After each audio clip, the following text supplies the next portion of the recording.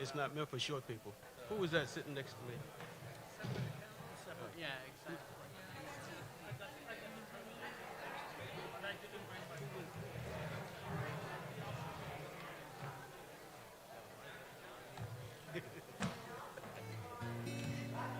Great news.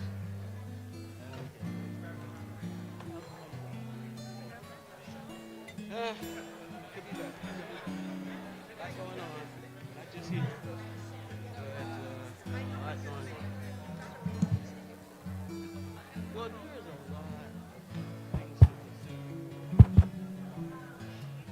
GRF is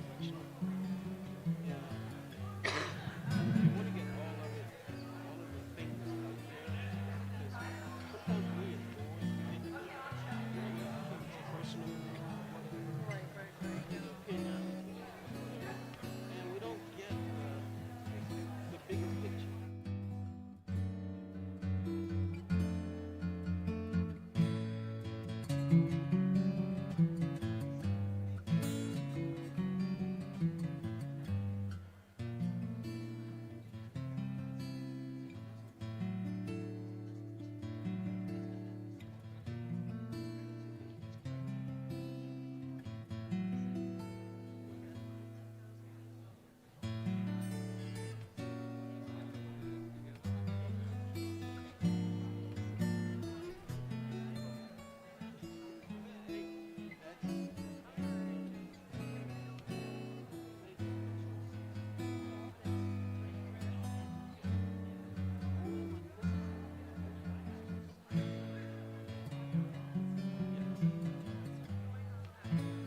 Okay. Okay.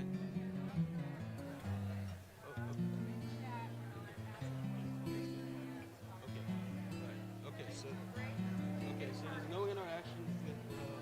There's no online interaction.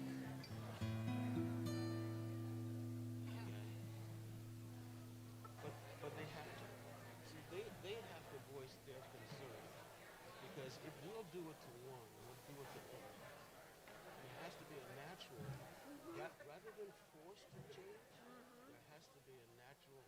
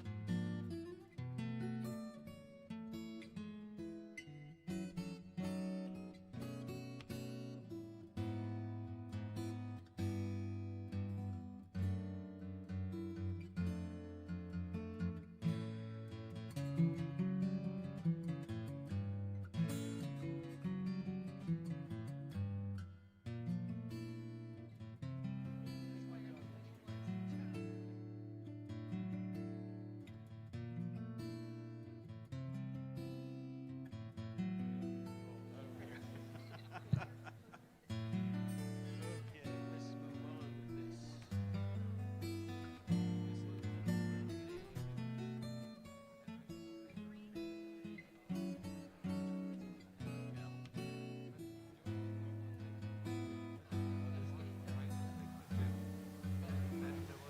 Oh, we fit everybody. That's a good thing.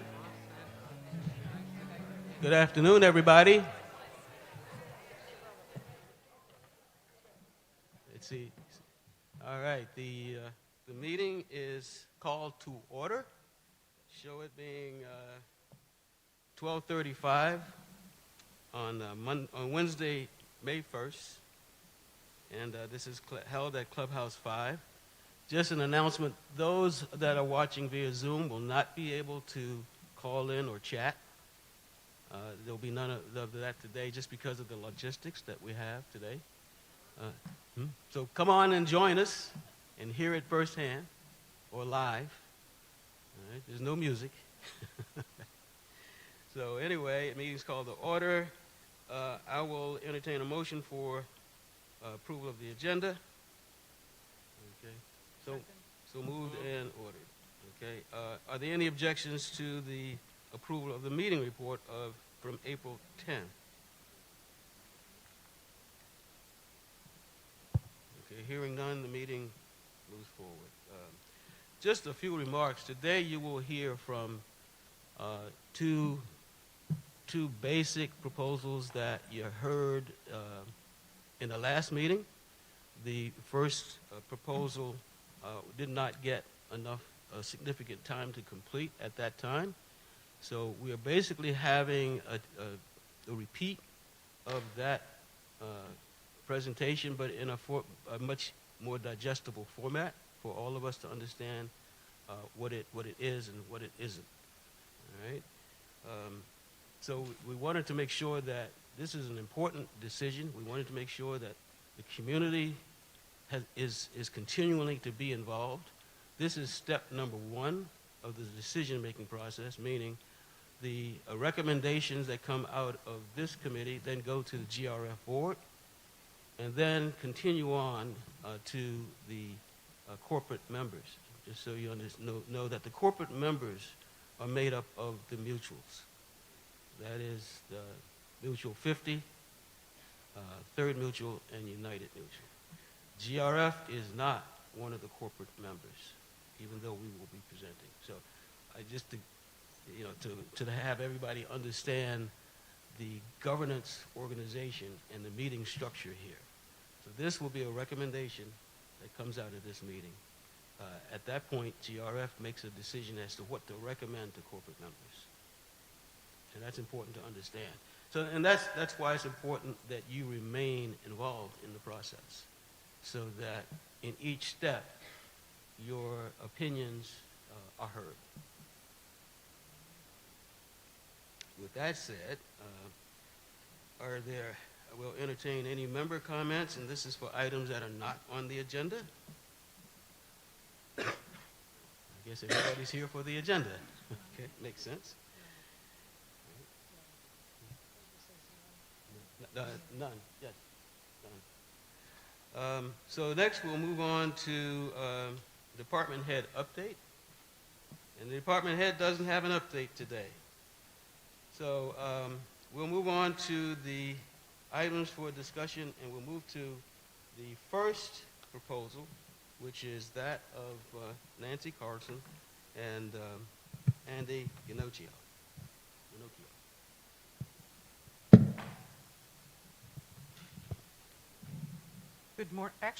Good afternoon, everybody.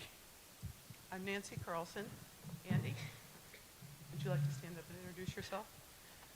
We have a slideshow. It shouldn't take so long, and I think it succinctly describes what our assignment was and what our findings were, and a proposed plan based on those findings and a conclusion.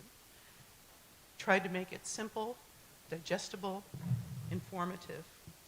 The very first thing to know is people were confused about how we wound up doing this plan. The committee actually had created a subcommittee of Andy and I. We both have business organizational management background. I've got 40-some years in design and planning, as well as being a CEO. So other directors may have also those qualifications, but they picked us to be able to focus on looking at the existing campus and all the buildings we had to ascertain consolidating our staff and within the existing campus and Unilever. It's kind of like if you were going to have someone move into your house, grandma, grandpa, would you build a building on the backyard, or you might look within your existing structure and physical plant to determine if you wanted to modify that first or place them in first and then make a decision. If there was no room, then you might do a building. If you discover you have ample ability to house them. So our assignment was just as it says on the first slide. This is a little awkward because I'm looking at slides here and turning around, and I don't want to give you my back. Next slide, please. The proposed plan satisfies all the guiding principles that were given to us, and it is a most cost-effective and efficient plan. We didn't know where it would lead us. You know, the answer is in the search. So the immediate solutions present in this plan versus what you will see with the other proposals is really a 2-year event. Our consultants have told us that. We've ascertained that as well. Building a building is not something that's instant. This plan and proposal is something that we foresee can be done within 4 to 6 months. It also leaves millions of dollars on the table. We have approximately, Jim can correct me on this, about $7 million set aside in the GRF reserves for capital improvements relative to this general planning project or amenities. Sure. Hello. The mutuals are not against building. Mutuals voted against the proposals they called security and administrative building. Our personal opinion that having enough vacant and underutilized misuse space to house all our security and administrative.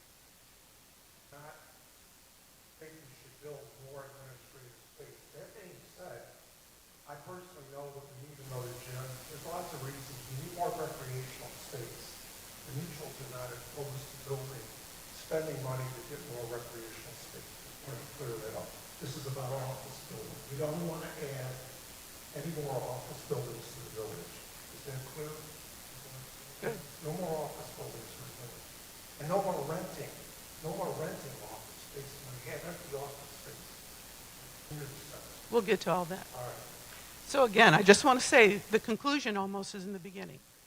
It's the most cost-effective and efficient plan, the immediate solutions versus a 2-year event, and it leaves millions of dollars available to do precisely what the mutuals would like to do.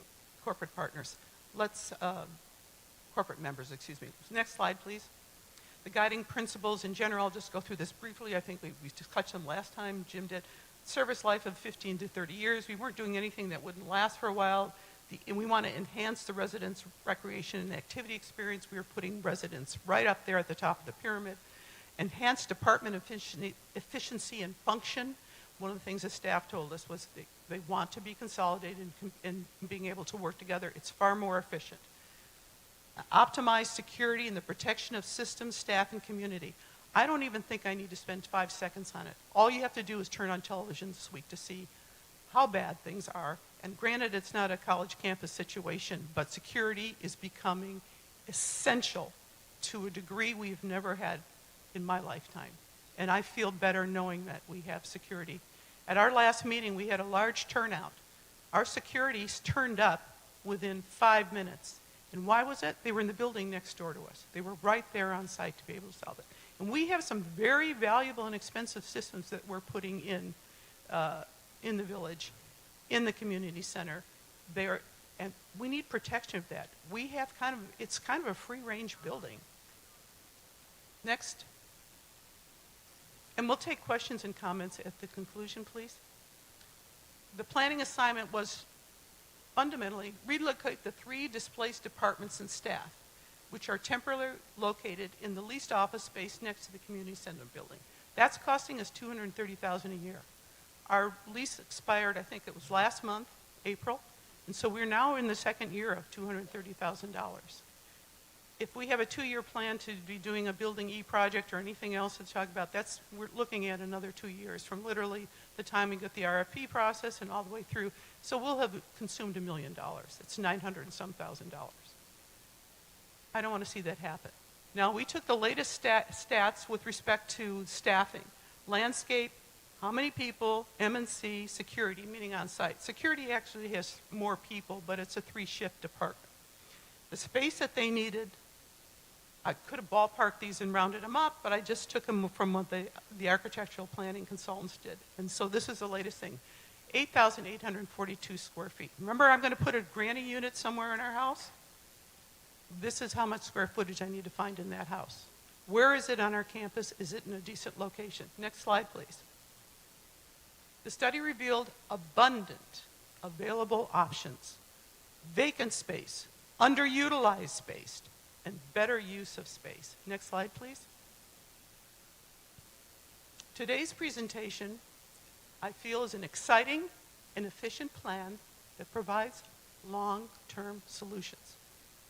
It consolidates departments and the functions as requested, saves $230,000 a year in office rent, creates preferred, secure, central command center. You'll see how that evolves.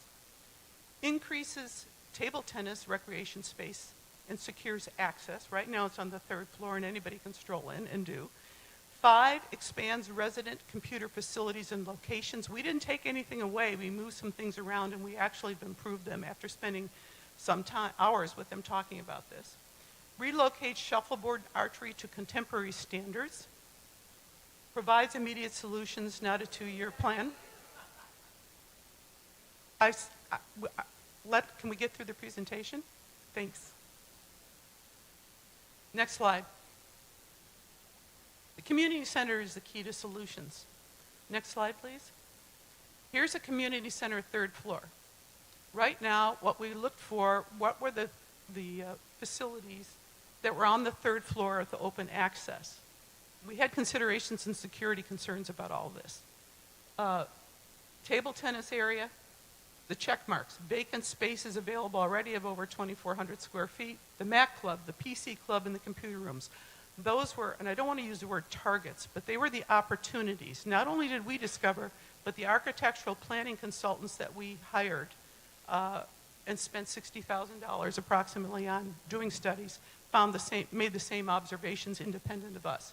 So if you look at the repurposed space over there, we found and made available 13,690 square feet. Next slide, please. Community center. This overall plan and recommendation this is the flyover. We need to separate public and resident functions versus management and operations functions. They're combined in the building with mixed use, and that really in the long run is somewhat of a security consideration. So on the 1st floor right now, it's public and resident functions, which is open access. 2nd floor are management and operations. Right now, as most of you may know, is that you need an electronic badge to get to the second floor. And when guests need to go there, the front desk calls and there's an escort for them. So they're allowed. Currently, the 3rd floor is mixed use. It's not secure at all. So proposed, we're saying with the 13,000 feet we picked up, we can relocate those staff and operations and we can create a secure environment to move in all the displaced people, the landscape department, the M&C department, and the security department, effectively. Just think in terms of who we have displaced and have we found a home for them. Concurrently, we're looking at the building and making it more secure to contemporary needs and standards. Next slide, please. So the proposed plan is simply stated, it's the same square footage that we have here. We gave 2 options in just talking to the different departments, and we'll get into that. But basically, they moved to CC3, community center 3rd floor, if you follow me. And option 2, we do the same thing with the exception of security. On that second option, we split it up. We thought there might be a good argument and basis to have the friendly face of security somewhere on the 1st floor where it's an intake desk and some of the field ops, like some of the gate ambassadors need to check in with something, where it's convenient they can come in and go out. And also, if you have a question about something, hey, can I park my bike in the carport? Am I allowed to do that? These guys have all the statistics and rules at their fingertips. Yes, you can. No, you can't. Or if I want to make a complaint about a nuisance complaint about something, I have some place to go. I had something happen this last month where I had to make a report. When I asked how to do it, it was a little bit more complicated than I thought or felt needed. So I was thinking, well, I wish there was an intake desk. I would have liked to be able to walk up to a security intake officer or administrative person and be able to discuss it with them. Next slide, please. So in total, how does this affect activities? 4 activities would be relocated. The table tennis and computer education.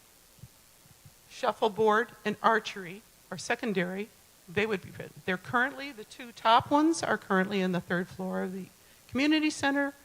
which we want to dedicate to secure services in the displaced apartments. And the bottom is a shuffleboard and archery, which are currently in Clubhouse 1. Next slide, please. I did all these graphics, by the way. Table tennis. CC3, poor location. It's crowded. This community center is an office building. I've been in architecture for a lot of years. It's an office building. It's not a sports complex. It's got low ceilings, office height. It's hot. They have to they have to crank up the air conditioning in that suite by their own admission high in order to be playing an active sport in a confined space. 2, it has open access, and we didn't even ask, but they said, yeah, they do have gate crashers or people who just come up and start playing, whatever. They have 12 tables, insufficient for growth and demand. It's a popular sport. People who play pickleball also like to play table tennis. I call it ping pong. I understand people from Taiwan call it ping pong. So if I use the terms interchangeably, I mean one and the same. The key item here, access, use, and hours is limited. You're limited to what the community center building dictates will be the hours. And that means limited hours on weekends as well. So what we were looking at is how do we make this a recreation site so that you can have more access, more use, an expanded footprint where more people can participate and play. The restrooms are used for bathing. Even the consultants took reaction to that. I know myself I've taken reaction to that. It's an office building. It's got 2 or 3 stalls in the labs for specific purpose. They're not locker rooms, they're not bathing facilities, but I've gone in and people are changing clothes, they're bathing in the sink, there's water on the floor, and it's not a safe situation. It's not set up to be a locker room for sweaty people who have been playing sports. The proposed plan is to relocate to Clubhouse 1, to courts B and C, and go from 6,400 square feet right now for table tennis to 12 tables to 21.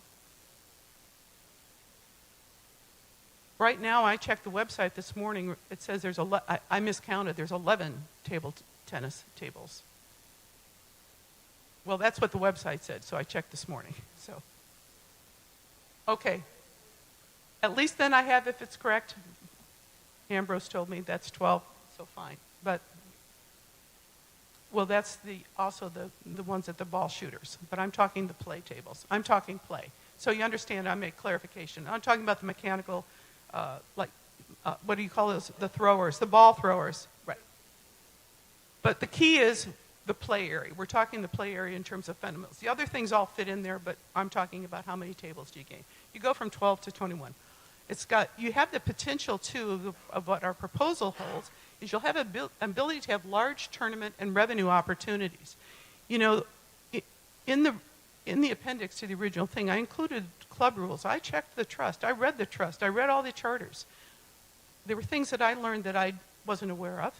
And one of it is that the clubs are supposed to be doing a couple of events per year toward generating revenue. Certain clubs will say to us, as a resident they didn't say it to me, but as a director they have no problem saying, how come some people get free real estate and we have to pay for room rentals? So clubs that are not paying for their rooms really, and a club is not a recreation activity. Because you play table tennis and you belong to that club, doesn't mean the club dictates what happens to 18,600 other residents who live here. It is the advisory group. We listen to it. It's important.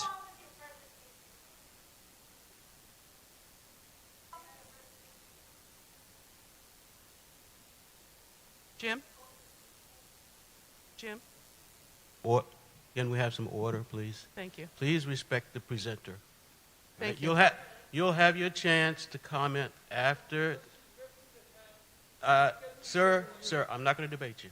I'm going to ask you to respect the presenter Thank you, Jim. and allow or to finish your, and then you will have time to comment. All right? Thank you. Appreciate it. We are also looking for a situation where we have secure gate access. Next slide, please. Clubhouse 1, this is a general site plan. If everybody who may or may not be familiar with it, has a lot of amenities. Courts B and C are up there in the buildings. You'll see there's a fitness center, the gym. There's also, it's not a designated, but there's locker rooms, swimming pool. They've moved billiards. This is something since the last meeting we did not know, but they've moved billiards over. And right there, if you can show it, there's a tech center opportunity right there. We also felt that we can create a separate tech center in the former billiards room. Next slide, please. This is a north section of that map that you just saw. And basically, we're looking at table tennis in the two buildings. The drawings aren't to scale in terms of the tables in there. I just put them in simply. You have the billiards. You have a rentable main lounge. This is all currently under construction. It's a 6-month period that CH1 is being remodeled. You have, again, I want to point out, we have a proposed, we'll get to it in the future here, but the proposed tech classroom is an alternative location. We're creating 2 sites on campus for computer tech, the tax program, all of that. There's ample parking all the way around. On the summary on the right, for those who have it, the features are that these 2 buildings have very high volume. See, they're doing a lot of renovations in it. They put new windows and so on and so forth. They're doing the remodeling. It has high volume ceiling. They told us they're improving the ventilation. If it's the ventilation isn't to the standard that we need, GRF, we have the money to do it. We will make the conditions appropriate. The floor has to be remodeled. There's a certain, like in here, this is a dance floor. There's a certain spec to the dance floor. For table tennis or basketball, there's certain specs relative to those floating floors. So the improvements that we foresee in there for table tennis courts B and C is the flooring to spec, additional lighting, and of course I just said the thing about ventilation. We have to ascertain that. But you have all these other features. You have the ability to have a tournament play area. You have additional tables. The rentable main lounge, you could have significant use of that for tournaments and raise a lot of money. We see this as creating a mecca for table tennis tournament and play and competition. It's a beautiful setting. There's outdoor space. There's kitchens. There's ample space for socialization. And even between the 2 buildings, there's a social opportunity of which I can see a Leroy Neiman type mural being on the walls there. They can have an outside, you can even have a couple outside table tennis tables. I know we have them at some of the, I think there's one here at this clubhouse, but they have them at some of the other clubhouses. I would love to be able to go over there, take a grandchild, and just say, let's play outside a little bit. Not disturb people who are the residents playing competitive table tennis. Next slide, please. So the proposed plan is essentially the same thing. These people are currently in leased offices. We would move them over, as I said, in option 1 and 2. Next slide, please. So option 1, we have the people upstairs with the red check marks that we're moving. Computer people, they have 3 suites upstairs. And we're taking some of them and moving them down to a relocated computer and tech lab on the first floor. This is really quite a large space. The PC and Mac Club, those are really large offices. They're actually basically 2 offices in one, so don't be confused by the scale of this. The other thing we want to do is relocate and create an exterior access, which allows, just like the fitness center on the first floor, it gives us the opportunity to allow extended hours and access for use. So we're not restricted by the building. The other thing is, it's important to understand, and many know it, the computer presidents clubs advised that what the function is now is people are not going in to learn how to use email and use computers. They're coming in learning about apps and technology. So it's important to have a big screen TV there because they said they're doing a lot of their classes through YouTube. So this room can be set up, broken down with simple classroom like banquet tables. You know, they're usually half the distance of this, seminar tables. You can set it up that way. He said, what he described to me, I said, you're describing a Starbucks where you can come in and just sit down with a couple of people. They have questions about their iPhone apps, they have questions about their tablet apps, and that's the big driver these days. The other option is we have social services, and Laguna Woods Foundation is in those existing offices and building alterations there, just to give you an idea. Clubs and Rec is over there. There is a meeting room there between those two, and that's, I think, called the Elm Room. The Elm Room. That's the spillover for board meetings. You know, if we were all there now and couldn't all fit in the boardroom, that's a spillover. There's a TV in there. They also use it for drop-in for other events and cards and things like that. So it's a pretty actively used room. Next slide, please. This is the proposed option 2. In this instance, we put part of security, what I call the friendly face of security, downstairs on the first floor with the field ops check-in. And we have the technology center here. So that's what option 2 is. And the reason we opted to give that as an option is social service advisors, they're pretty much by appointment, and they're pretty much in the field. So people aren't really going in and out of social services. It sounds like an open resident function, but actually the way it really works is the latter. So that would be a reasonable thing to say, let's move them upstairs and let's give an option where the security be on the first floor partially. Next option. Next slide, rather.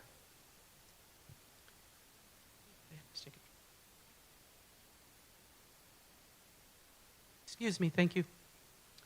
So here's a conceptual of the third floor.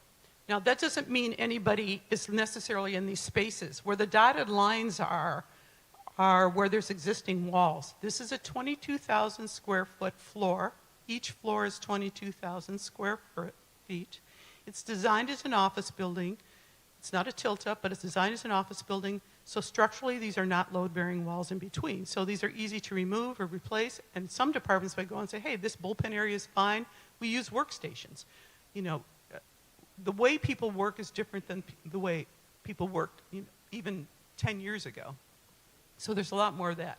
We moved from downstairs, we moved to create the tech lab, we moved property services upper right corner and resales upstairs. The reason we moved them upstairs, they have no public interface. They don't even deal with the public. They're dealing with all the transactional stuff that goes on with buying and selling the properties here.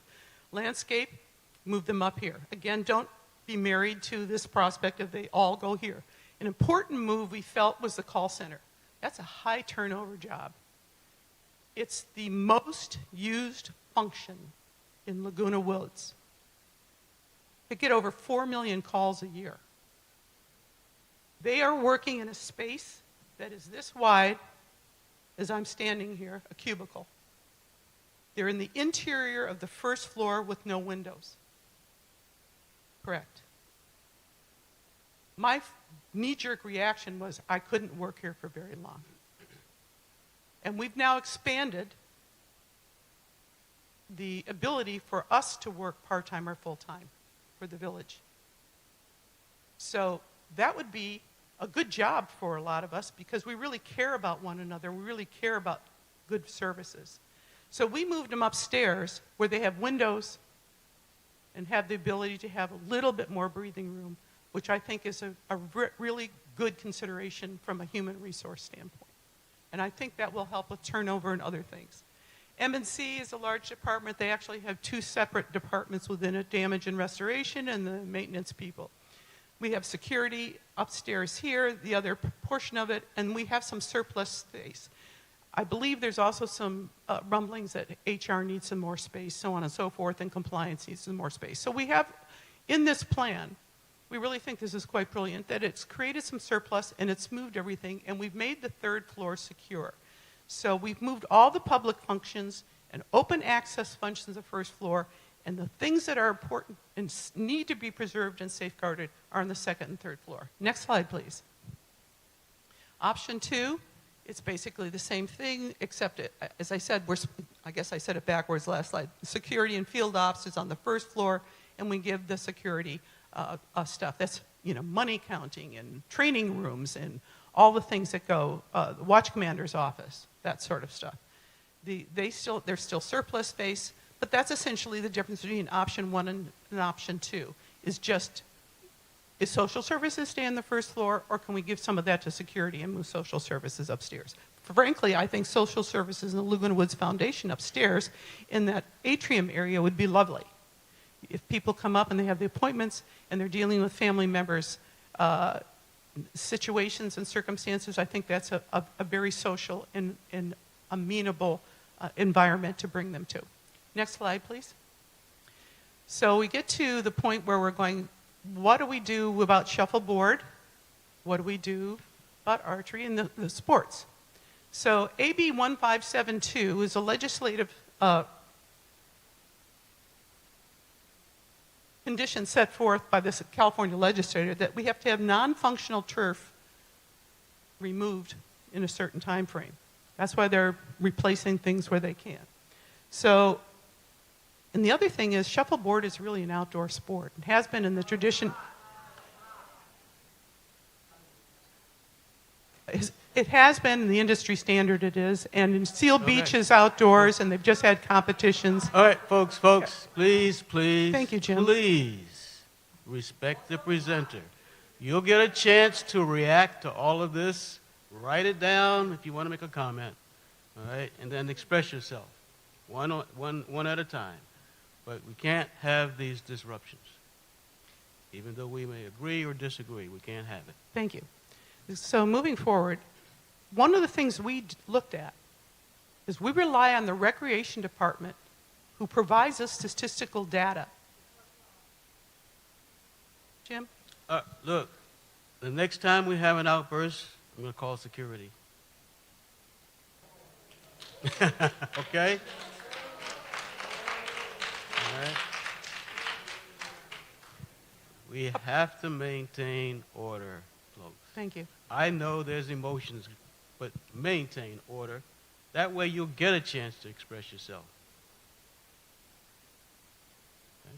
Thank you. I appreciate it. I really do. And I think the rest of the group appreciates it. And I appreciate it. Thank you.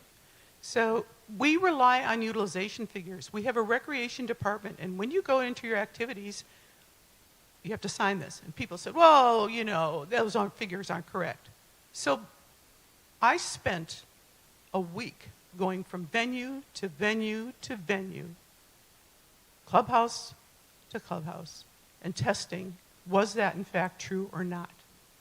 And frankly, I had my director's badge on. I said, oh, I'm only here to take a picture. I'm only here to just eyeball this. I'm sorry, you got to sign in.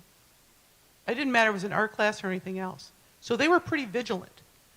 So what that told me was I had more confidence in the statistics that they were giving us than listening to people who are advocates in the audience saying, oh no, there's so many more of us. You have to, in business, rely on some data and say, there may be a silent majority, but the fact is they're very prudent here and diligent about expecting the entities, clubs, and the users of a room or a facility to check in or sign in. They don't necessarily check the IDs, but sign in. So next slide, please. So the shuffleboard courts, pursuant to the industry standards that we researched, there's Laguna Woods up there. That's how it was. It was outdoors. So the people who've been saying, oh no, it's never been indoors, that's not true. In fact, it was outdoors at Clubhouse 1, and then it was outdoors at Clubhouse 2. These are the kind of standard courts. They can be designed to the way you need to have them. There's a different mechanism. They're safer. You don't slip and fall on them. You don't need special shoes for them. Next slide, please. This is not that we are trying to dispel clubs. We are trying to find a place, an improved circumstance and footprint for every single club that we displaced. So here, this is clubhouse floor. So there's a potential here that this was a former bridge room, which is ginormous. That it also poses an opportunity, if it were determined by the corporate members, that they wanted to have indoor shuffleboard court and outdoor. This is an option. It also becomes an option for potentially archery, because they share the space right now, in usage. Different times, different hours, evening, whatever. This is a huge, open, enormously long room. It has bathrooms and even a separate kitchen. So we said shuffleboard option, but I also think it could be a potential archery option if archery is chartered by the corporate members. Thank you. Next slide. So archery here is typical. These are the photographs on the OC archery clubs. Outdoors is the standard. The targets are stored in outdoor lock sheds. Right now, archery was provisional. It was approved to be indoors for practice only until CH1 was remodeled. It's out of my hands, folks. I have no control over this. This is something that you have to lobby with GRF or the corporate members or whomever makes a decision about letting you play or not play. But I found places for you. Andy and I went and researched places for you. Andy can even address it. He even found a place outdoors that he thought would be appropriate. We tried to do our homework on all points. Next slide, please. Securities assessment. We got this information they had previously done for the other consulting studies, had taken a look at various things. And so this is information that we gleaned from that data.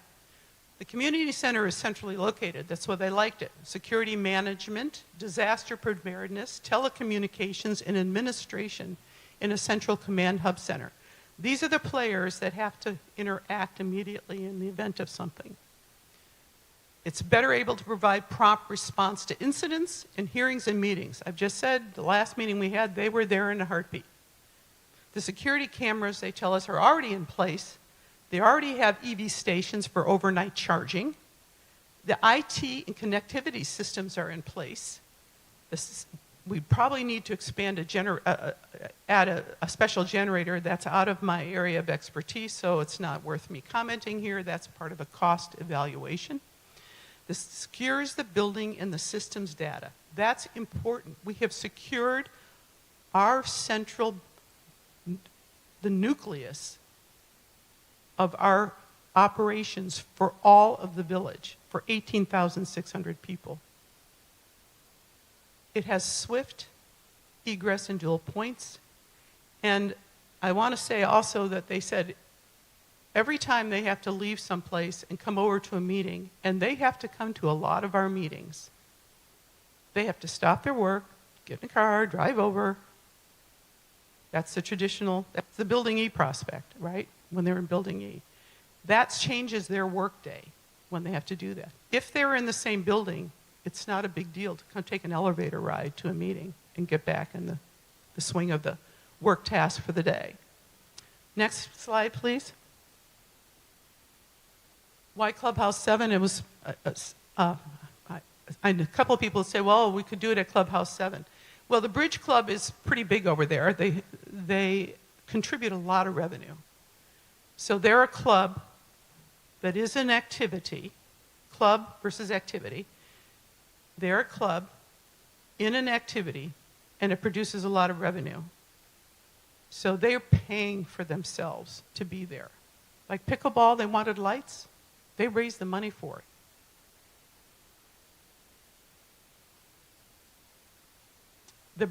The 5,500 square foot main ballroom is rentable. It's non-gated direct access and a full restaurant-equipped bar and kitchen. This facility, we should be taking advantage of marketing it for weddings, for events, that sort of thing, because they don't have to come through a security gate to get to it, and it's a beautiful site and setting, and a lot of times it sits there empty. So that's the other half of where the Bridge Club is. So the Bridge Club's on one side, the other.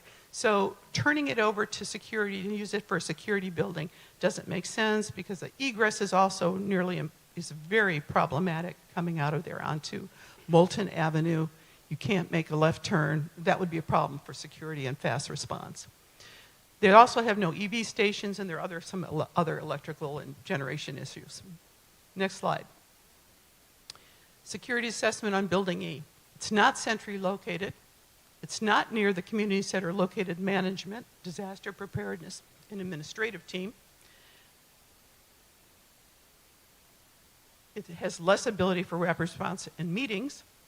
The time and money to demo Building E and construct new Building E, which they're saying is for security only, is going to be 2 years and $6 million.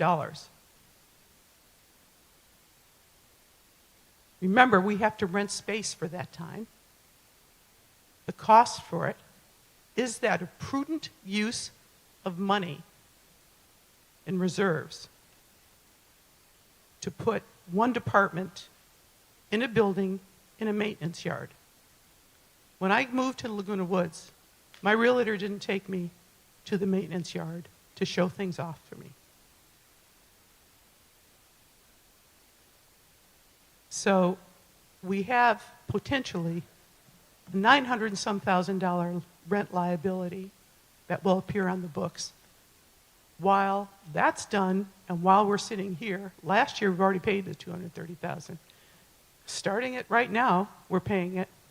And for a build-out between the decision process here, putting it RFP, request for proposals, to the various disciplines, architects, engineers, contractors, so on and so forth, review those, take them to the city, get permits, come back, do the edits, get the final permits, put a shovel in the ground, and all the things connected to it, that timeline is not challengeable. Next slide, please. So here's a summary between the two. I thought this might be helpful to you.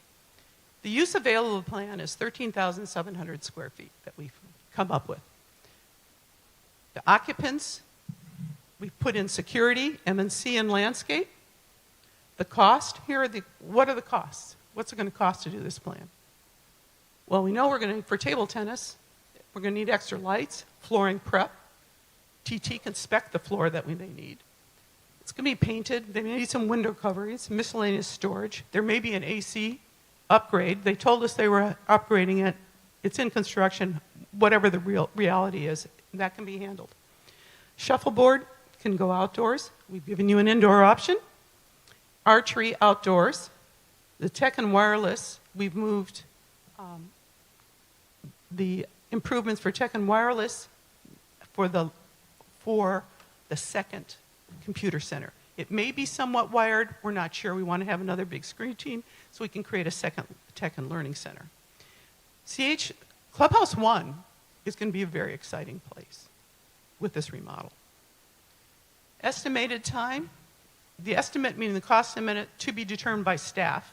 And the key thing here is, on approval, it's 4 to 6 months. The corporate members say, yeah, we like this plan. This makes sense in terms of utilizing our money and resources and handles all the people and moves all the things around. And it really addresses a lot of the issues in terms of recreation and focusing on the resident functions. We think that that's reasonable. The other alternative right now that's going to come up is Building E, which is in the maintenance yards for security only. They have to deconstruct and they have to reconstruct a building. That means demolition of the old building, which, by the way, no one has recommended. No architect or engineer has recommended it. They have to lease the space. There's a new building that has to be constructed. And then that plan calls for relocating to the community center, landscape, and M&C, which is great. But who moves out? And where do they go? And what's the cost of that? It's not been factored in. We can't find it anywhere in the proposal. Somebody has to move out because you can't move M&C and landscape in the current vacant 2,400 square feet on the third floor in the community center. That is major. We've tried to solve every problem, tried to look at everything from the opposite point of view. Okay, what's wrong with this plan? What's good about this plan? So on and so forth. We've tried to address every single consideration there might be. So again, Who moves out of the community center to accommodate landscape and maintenance and construction? Where will they be relocated? And what's that going to cost? Next slide. Conclusion. Using available space is efficient and economical. It saves the cost of the office lease. There it is, times 2 is 460, times another 2 gets you to 920? 920? Almost a mil. Immediate and long-term use solutions. This plan has an immediate solutions and has some long-term solutions. It frees up $6 million for new recreation. Boy, I'd sure like to see a new building built behind the community center and take that hill away, and for new fitness center and other things, outdoor basketball courts, and the beauty of it, the back road there connects to Clubhouse 2. Recreation and activities is what sells Laguna Woods, provides residents socialization, and improves residents' health and well-being. A $6 million building in the maintenance yard ain't going to do that. Thank you.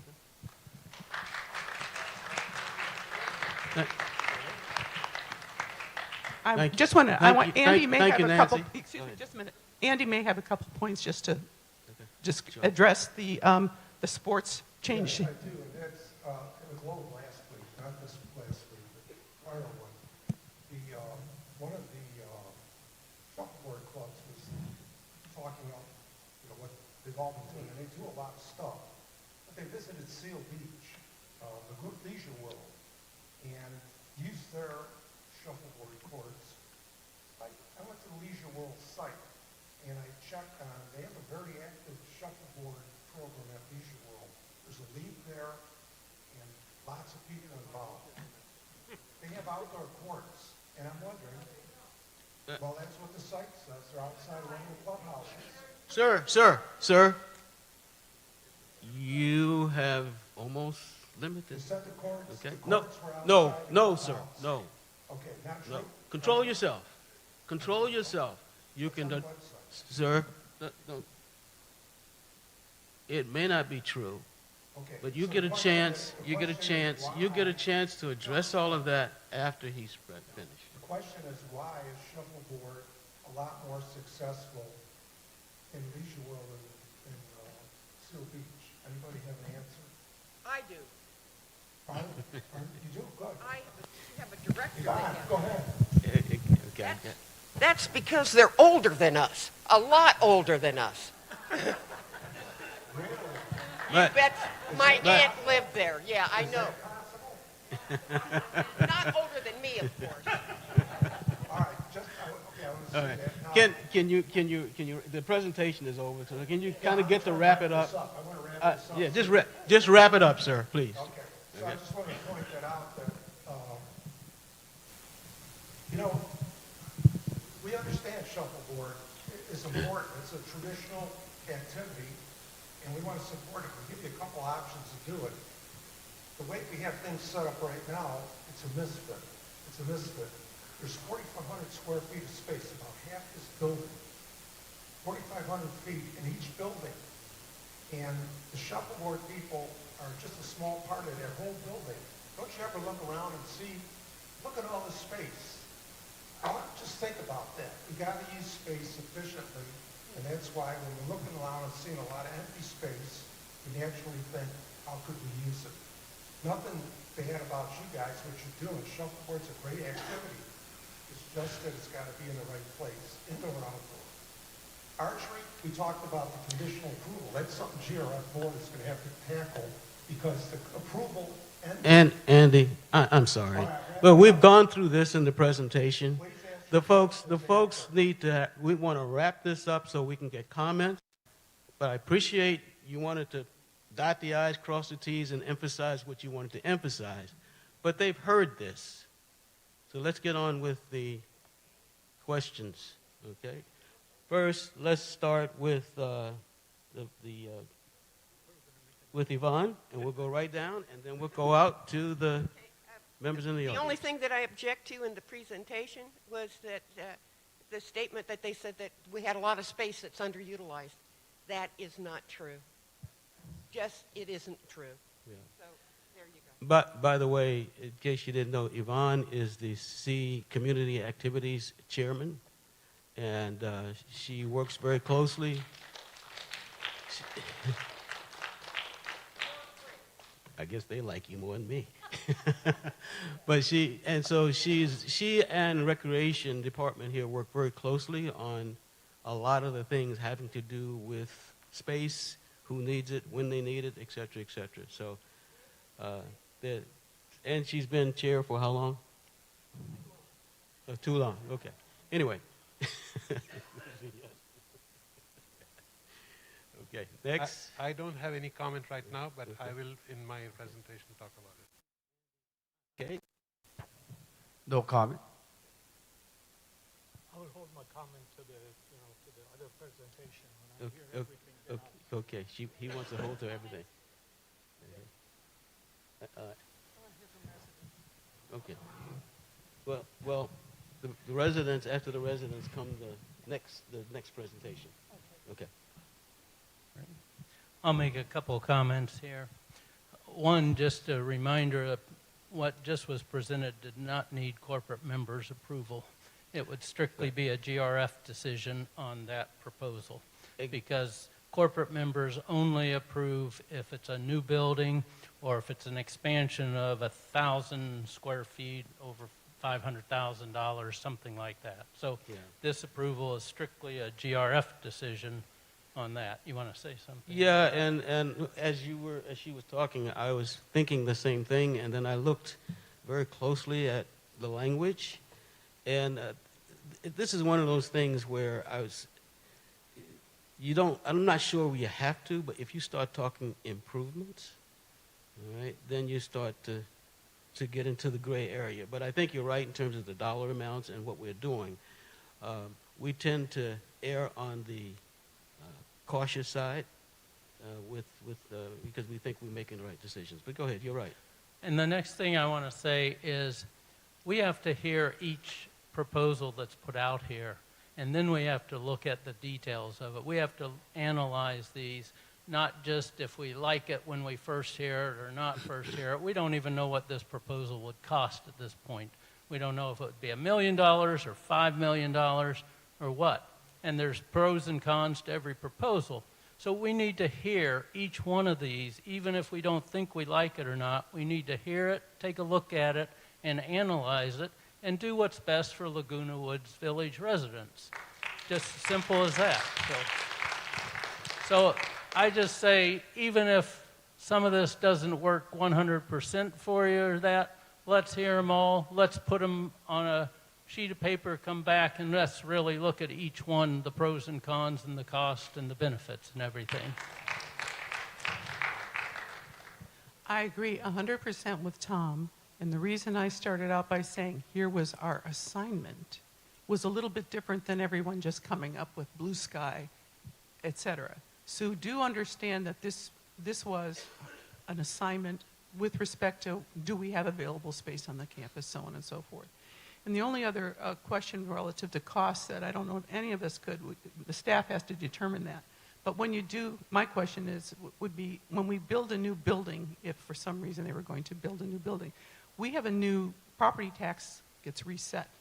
So we would also have a property tax increase if we add a new building, because you demo it and you build a new building. That's a whole different entity within the tax assessor's office, I believe. Just FYI, I think. First, I'd like to clarify, there was a comment about Clubhouse 7 and using the ballroom for something else. No one has ever made any proposal regarding using Clubhouse 7's ballroom for anything other than as it's currently used. But Richard, but you said ballroom, and you made a point that the ballroom should be used. Yeah. Marketed, as it is currently. Okay, I just wanted to clarify that. And I think we can have staff check the GRF bylaws right now and turn right to the paragraph. I think it's remodeling above a certain amount of money. Yeah. Yeah, I mean, it becomes a gray area in certain respects, but as we move on, we'll have all of that worked out and investigated depending on which direction we start to go. So we'll dot the i's and cross the t's. Um, I I don't have a comment except to say that please continue to reserve your comments to the, to now, actually, during the next presentation as well as coming up now. Yeah. So actually, there are 4 presentations. Two are two have come in late. They're not as extensive as this. They're kind of conceptual ideas. Some are kind of attached to each one of these. So I think it'd be better if we just react to each one, so while it's fresh in everybody's mind. And I'm going to go out of order. Okay. Sue, well, I think I'm next on the. Yeah, I'm next. Okay. So, where are we? All I had, Jim, was Yeah. just the augmentation tools. Okay. I didn't have a chance to look at it, but great. Well, first. Thank you, sir. So that I can see with you guys. First, let me just say that the GRS Trust Park, this property that we're talking about, Building E, was built in 1976. It houses a security department now, 11 office employees. I think you saw 20, and that's true, but they're kind of rotating, those others. But there still needs to be break rooms, et cetera, because it's in and out. The M&C department basically is, that's the maintenance, and I think that is moisture intrusion, et cetera. Landscaping, 9, that's this basically scheduling. And the security, and there's also security, communications, and equipment there. And it has ample parking for all of that over in that area. So next chart, please. You heard about several studies and what it costs. Where do we get the numbers from? All right, the numbers, when we went forward in almost 2 years ago now, we went forward looking at a new building E, thinking that it was just a question of, how much and when. When we got to the corporate members, the corporate members disagreed with that. And primarily the stated reason was cost. They thought it could be done with less money. Now keep in mind, when we bring these things to the corporate members, they haven't been bid out or any of those things. So cost, you're trying to estimate essentially top-level costs so you don't get surprises at the end.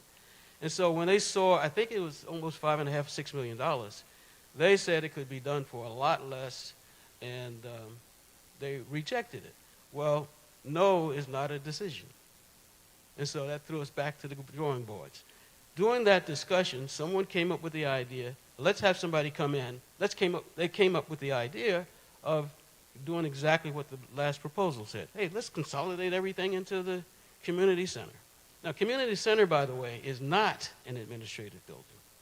It was built. We occupied in 2020, about 22 years ago, and it was designed with table tennis, the PC club, and a bunch of other recreational activities. So that's why they called it community center, not administration building. That's done on purpose. So the Austin company came in and said, hey, yes, you can fit all the functions in, but we're gonna, it'll cost you about $7 million. Now that was the Rolls Royce of repositioning everything, and they had new furniture and new everything, but that's just what they do. Now we wouldn't do that, but it gave us an idea that yes, if we did it all right, it would fit. But also their fit had consequences. Table tennis would move down to 6 tables. Archery, I'm not sure what they did with archery, and shuffleboard. So there was a lot of consequences, and yes, they did move table tennis to, I think, Clubhouse 1. So there was lots of consequences to that, even though they did the perfect repositioning. in terms of, there was a $50,000, $60,000 study, all right? We are not the professionals here, they are, so we just, take that for what it means. So that's where the $7 million came from. The $7 million is not a number that we want to even come close to spending. However, since the professionals came out and said, hey, this is at most what it will cost you, that's what we said, let's allocate that in our budget planning. Remember, this is a reserve allocation. By allocating it into the reserve allocation, it becomes considered in our current and future needs, that is for a 30-year plan.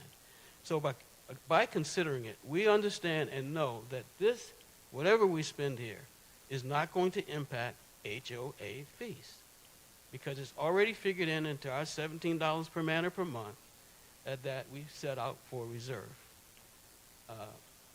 So I just want to make sure we understood that. But that doesn't mean we go out and spend money that shouldn't be spent. Next, please.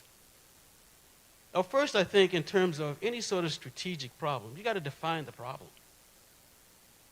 The problem is we lost 5,500 square feet, at least, of what we've been used to for the last few years, quite a few years, in fact. I'm not sure exactly how many, but let's assume it's 47 years.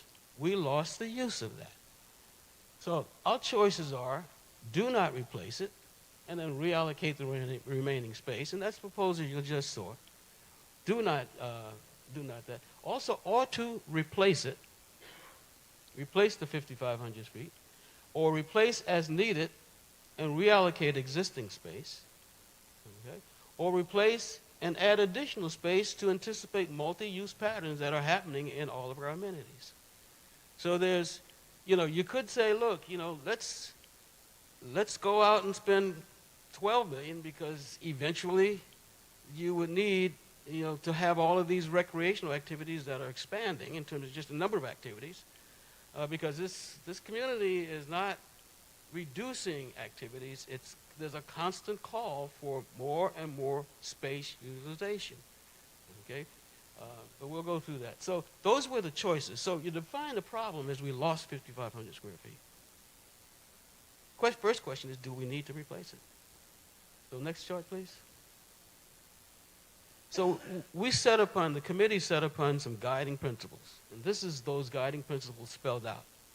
The solution and spending should reflect the strategic service and recreational needs of the residents. Strategic, we mean 15 to 30 years. Because that's what we do with reserves. We look at that as having a 15 to 30-year life in terms of buildings, probably more than that in terms of buildings, but in terms of equipment, it could be 7, could be 10, could be 15. The solution should strive to enhance the resident and employee safety and security. That acknowledges the third bullet. That solution should consider resident service requirements of the security division as paramount. Now, this committee all agreed to those up front before we started. All right? And that was without seeing any sort of solution. Next, please. When we look at the space utilization today, the community center utilization is suboptimized. I don't think anybody will question that. It is suboptimized.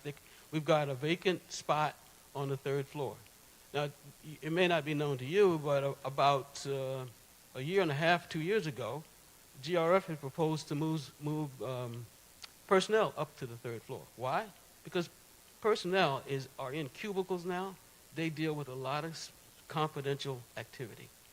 A lot of confidential conversations happen. And so they have to find other spaces to do that. But, that's what we were about to move them upstairs and then do some shuffling. Well, then this building E thing came up. The community center is designed for mixed use. We talked about that. It's not an administration building. Recreational activities have constantly been evolving and have constantly evolving space needs, okay, depending on popularity trends, new clubs, and evolving multicultural patterns. We go beyond baseball. I mean, we may have gone, many of us grew up when soccer was not even popular or known. I grew up in the inner city, and I didn't know what soccer was. All right? we've got all of these things that are happening now that we need to maintain a certain amount of flexibility for, okay? And so we get space requirements may change, but they are not declining. We have to maintain some level of flexibility. When you take away that flexibility, you're making a choice for the future. And I'm not sure personally, I don't think that's the right choice. Next chart, please.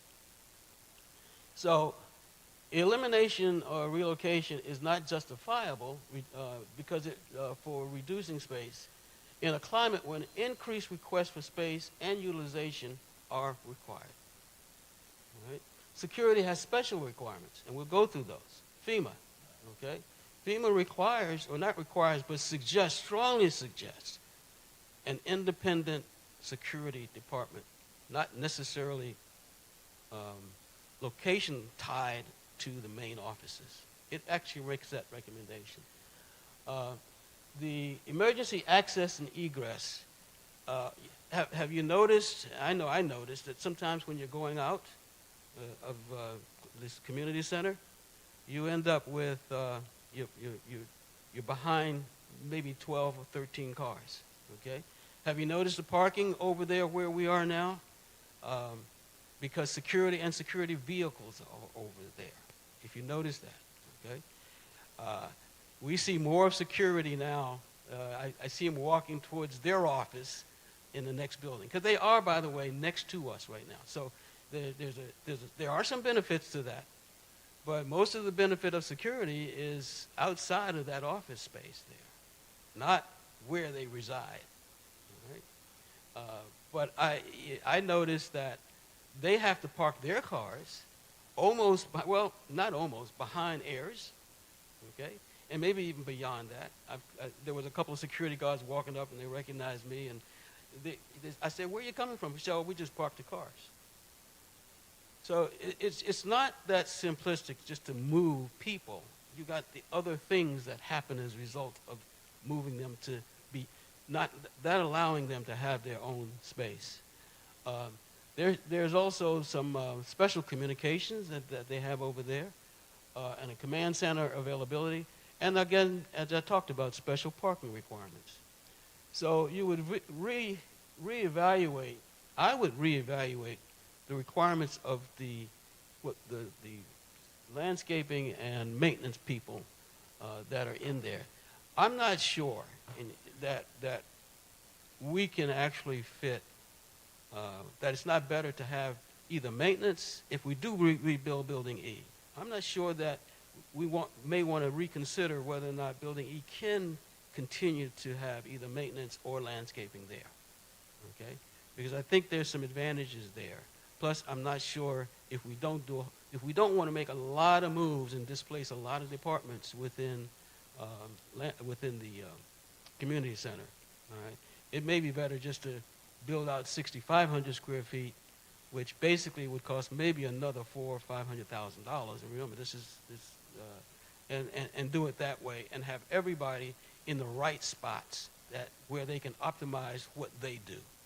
Remember, this is 15, 30 years out. Now, we won't be here, but if we don't plan for 15, 30 years out, it'll come back and bite somebody. All right? And if I look at what the residents that came before us did, they planned methodically for our future. We can't be selfish at this time and not plan for theirs. Cost is important. It's always important. And we do everything to make sure that cost is appropriate. But it is not the central goal of a strategic investment or decision. Okay? They call it penny wise and pound foolish. That's what we say it in normal terms. And that's what can happen. We'll do something and say, oh, it costs a little bit less. But when you crawl through it, what costs you less today may cost you a lot more tomorrow. Nothing's going down. And space requirements and flexibility are not going down. Next page, please. Now, my solution would be a permanent type modular or prefab building E. And when you look at today's modular, you can't tell it's modular or prefab. You can't, okay?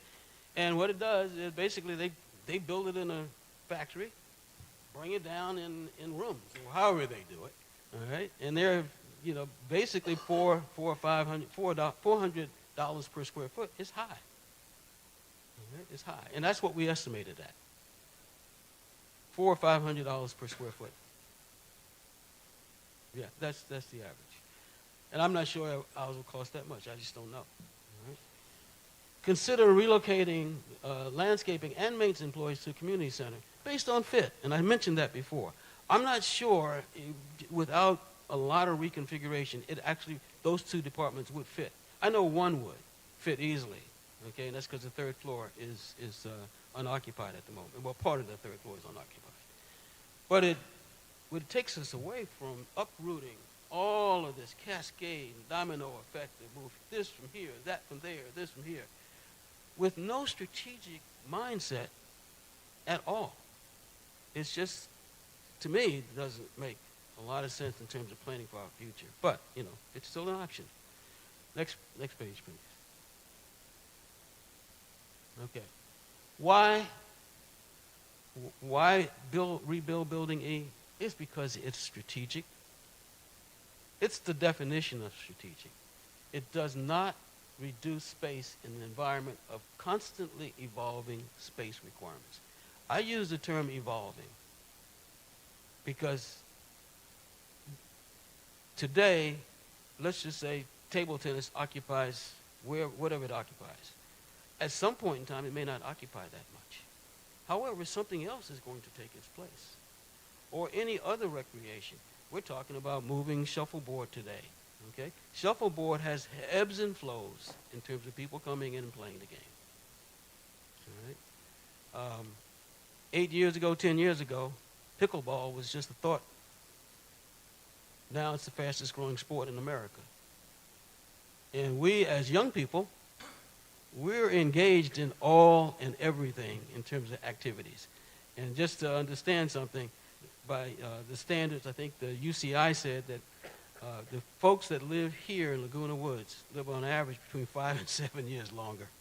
Okay, so we're doing something right, all right, in terms of how we live and the social interaction. And by the way, I always say this, the value in Laguna Woods is not the houses, it's in all the activities, the myriad of activities, your favorite activity, regardless of how many people are part of it.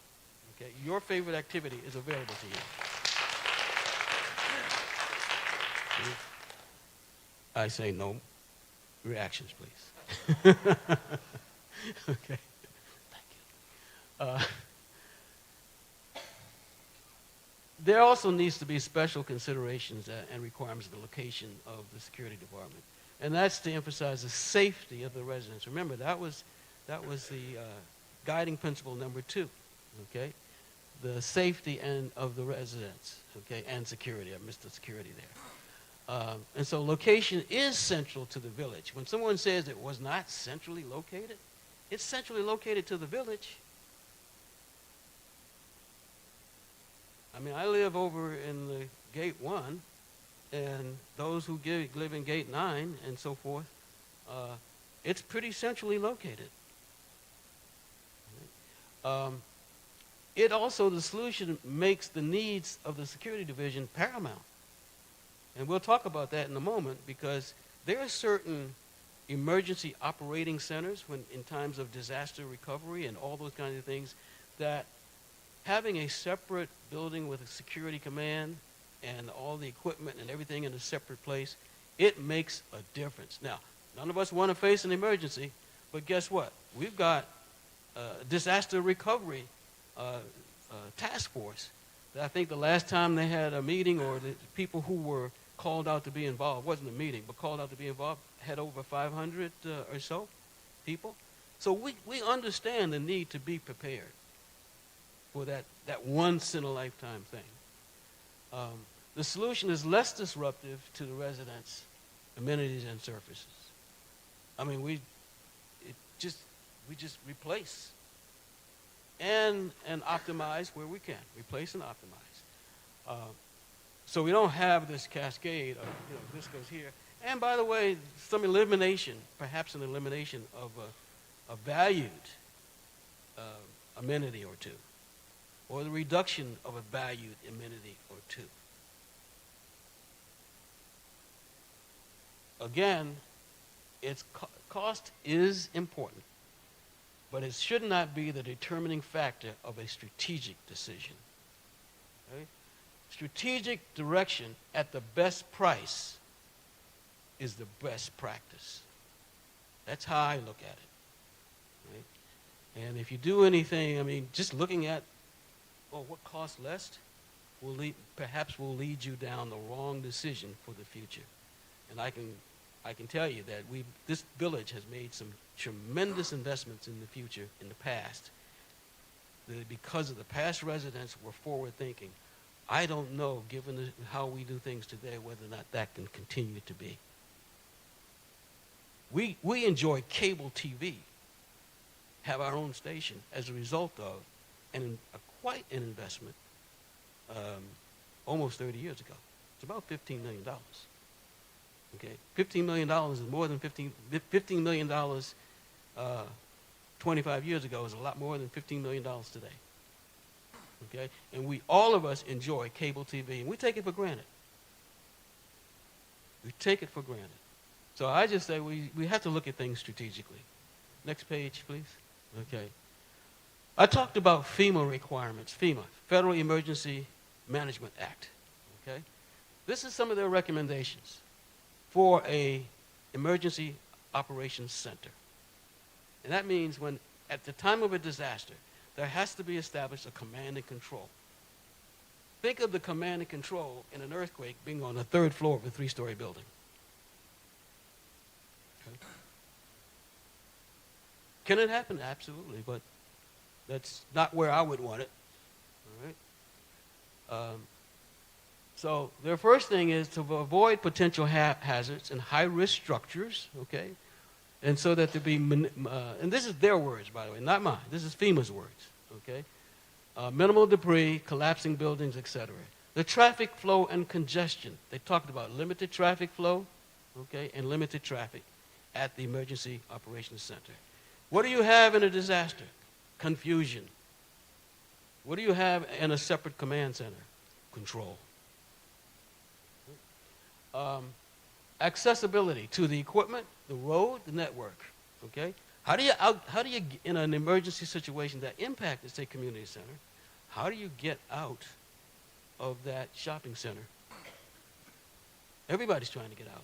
How does now security be able to do what's necessary to react to our needs? Obviously, you're going to have the government, the other Orange County activity going too. But there has to be a central control over that. So if Orange County were to have a central command and control, it may be right there at security building, because that's where all of the access to the things that are needed would be, at least that we need for our community. Parking, we know that's adequate over there.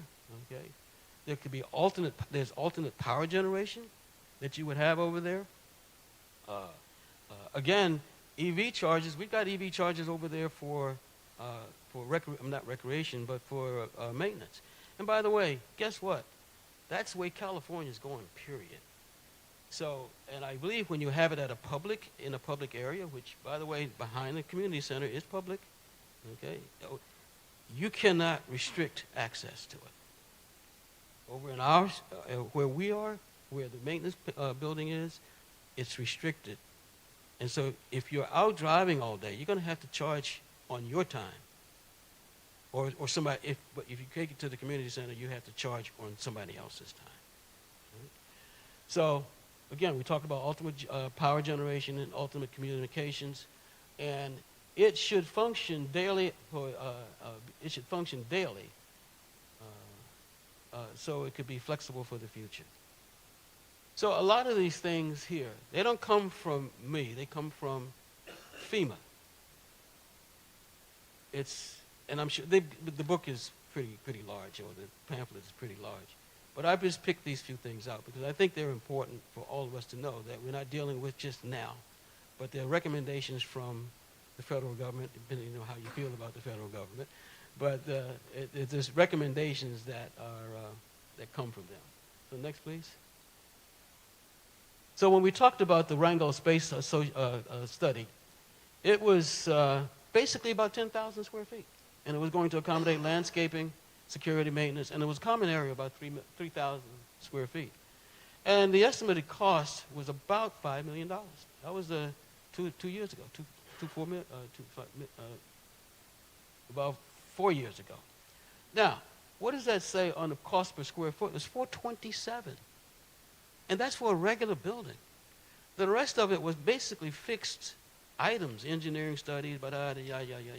So that number doesn't necessarily go up and change. But that was 427 a couple of years ago.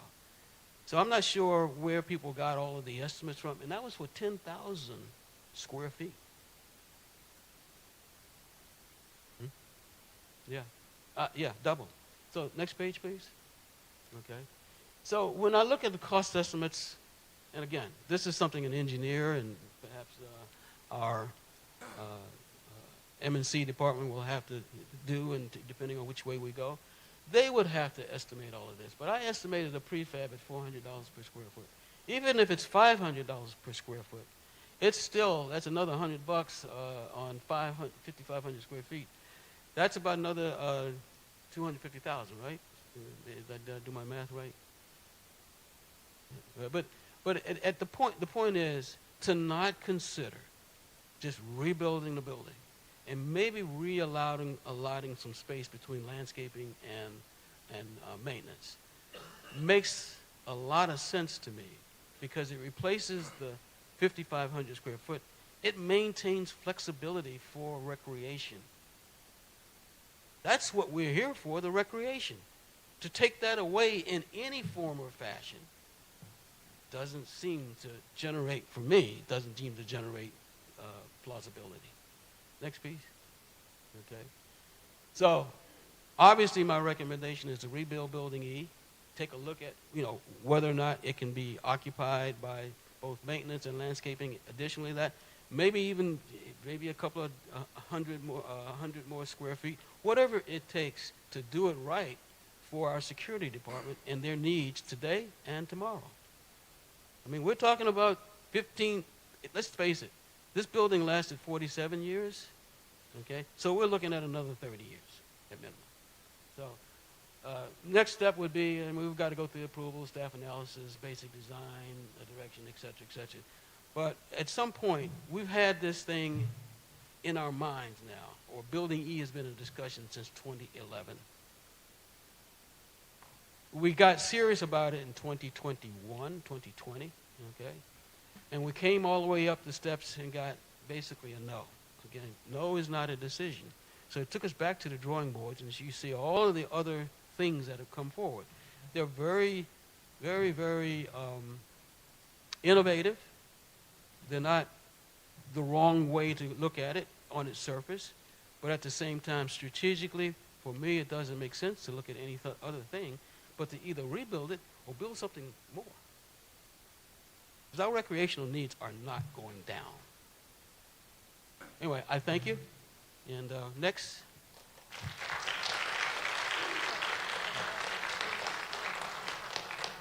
Oh, okay, yeah.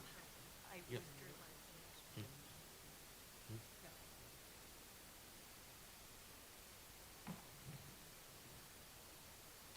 And next, and we'll have, I understand that because Sue would have been next in terms of her presentation. What she wants to do is, her presentation essentially accents what I'm proposing. And so we'll hear from her, and then we'll have reaction from the members of the committee, and then from the audience.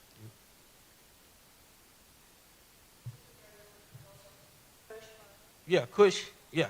There's another proposal after you. Yeah.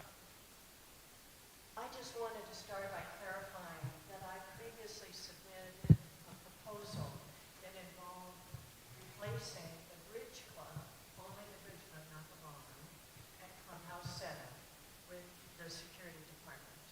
And that was a reaction to the fact that we had statistics showing that after the pandemic was over, in 2023, the Ridge Club had lost 70% of its usage. But since then, apparently it's made a pretty big comeback.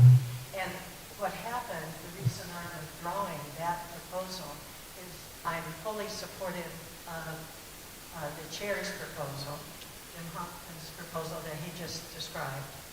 I'd rather see us build a smaller building E, and it had not occurred to me until I heard his proposal that we don't have to build a gigantic building for building E, because all we really need for is security, and then landscape and maintenance, and it's only part of the maintenance department, it's not the whole department.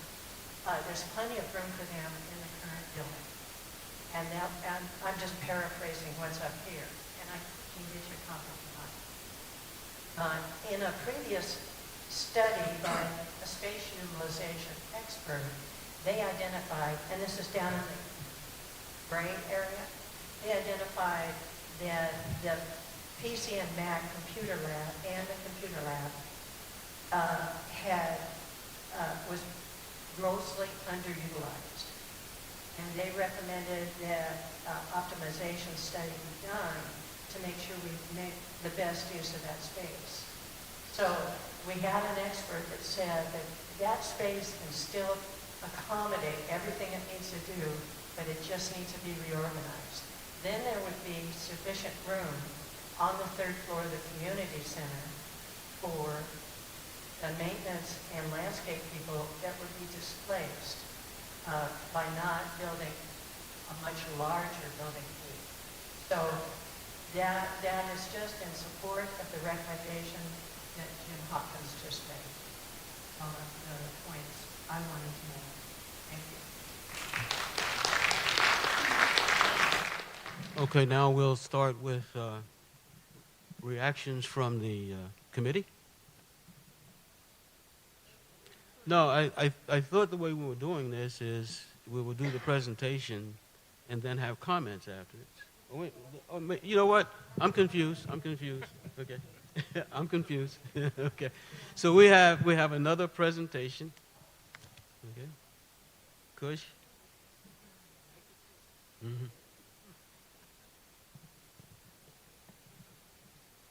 Good afternoon, everybody. And I hope everybody's fine.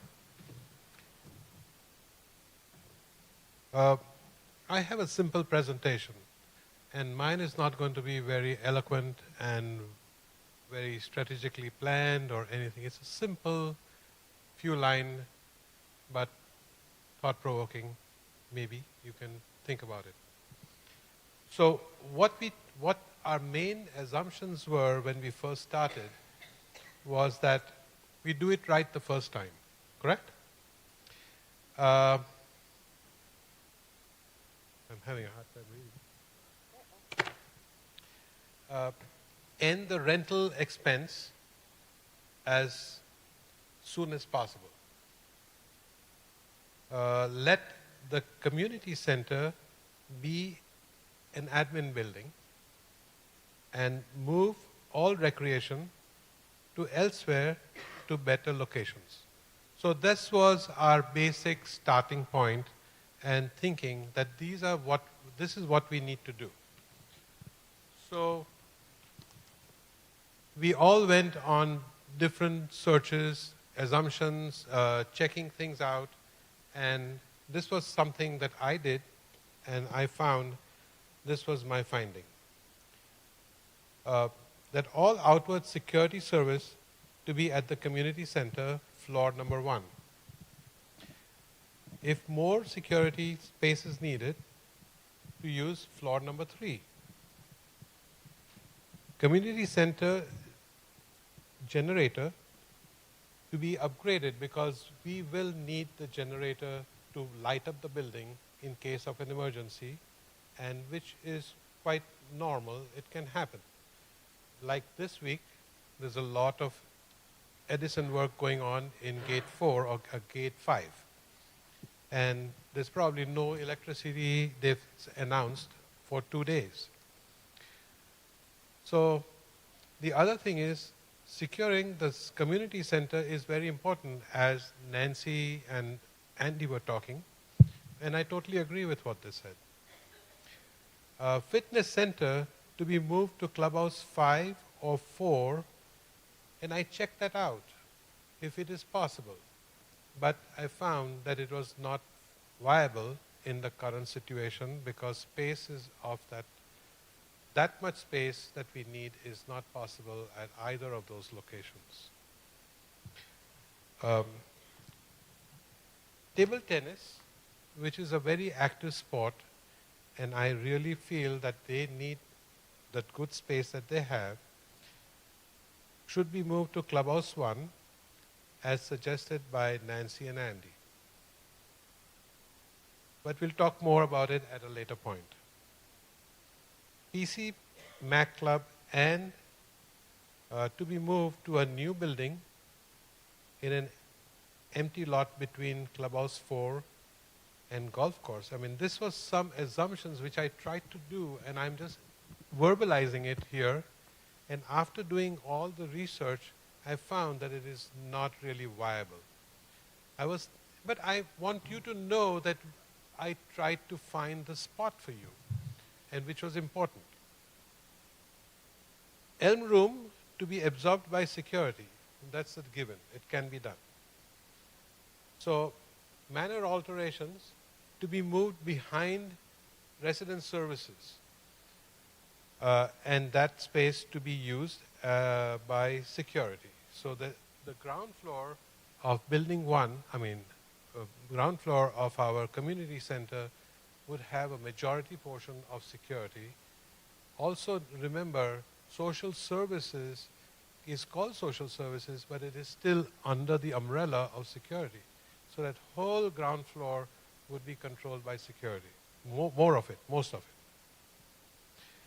Building E in the yard need not be rebuilt at this time or at all. We'll come to that point, Yvonne. We'll get to it. Second and third floor of community center may be occupied by staff when space becomes available, as clubs are accommodated in their new locations. And their rental space should be handed over to the landlord as soon as possible. So we say, how do we do all these things? So the proposed option which I might suggest, there is no one solution to fix everything that we've all heard in this last hour and a half or two, and also in the last few months. So this is one more suggestion, and that may not be the ultimate solution. So we can make a blend of all this, and that's what I'm suggesting. Because right now what I feel is we are doing everything using bubble gum and duct tape. So I don't think we should do that, because we need this to last for another 40, 50 years. And it is our responsibility, just like our forefathers, our earlier people did, and built all the stuff for us which we are using. So in view of all this, my suggestion is that we tear down the shuffleboard buildings, the B and C, completely, demolish them, and build one two-story building and accommodate all the things here, which includes shuffleboard, archery, table tennis, PC, Mac Club, classroom, and build some extra room to have some party rooms over, the rental rooms, what we call, whatever this room is called, like the party room, rental room, and that may be our possible solution. May not be the ultimate solution, but this is what I think we should do. And we have the money in our reserve account, which we can utilize. And if we have more money left over, then maybe build your building in the yard for security if we do feel that it's important. Thank you. That's my recommendation.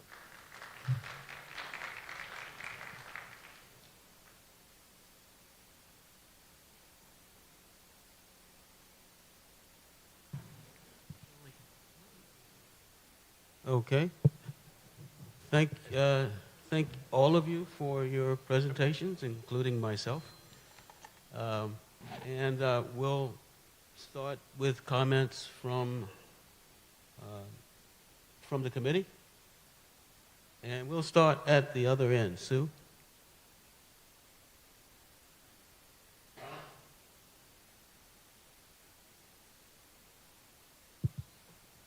I have a concern that we really don't know what direction we should go in until we have all the costs identified. And I think there's a tendency to assume that you can move a lot of things around and functions around and change what buildings are used for now to have them do something else, and that there won't be much cost to that. We may end up finding out that some of the proposals that involve a lot of shifting of functions and people and equipment is more than the cost of building a new building E, but only for security, because it would be so much smaller than the original proposal that the corporate members turned down. So that's my major concern.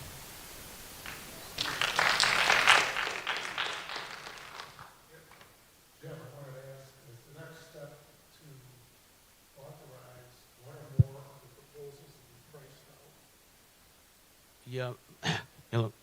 Yeah, my thought at the moment is that since there are really only really two basic proposals, maybe they both should be advanced so that this can be at least a cost justification or cost analysis by our in-house, okay, with our staff, so that we understand both the cost on that.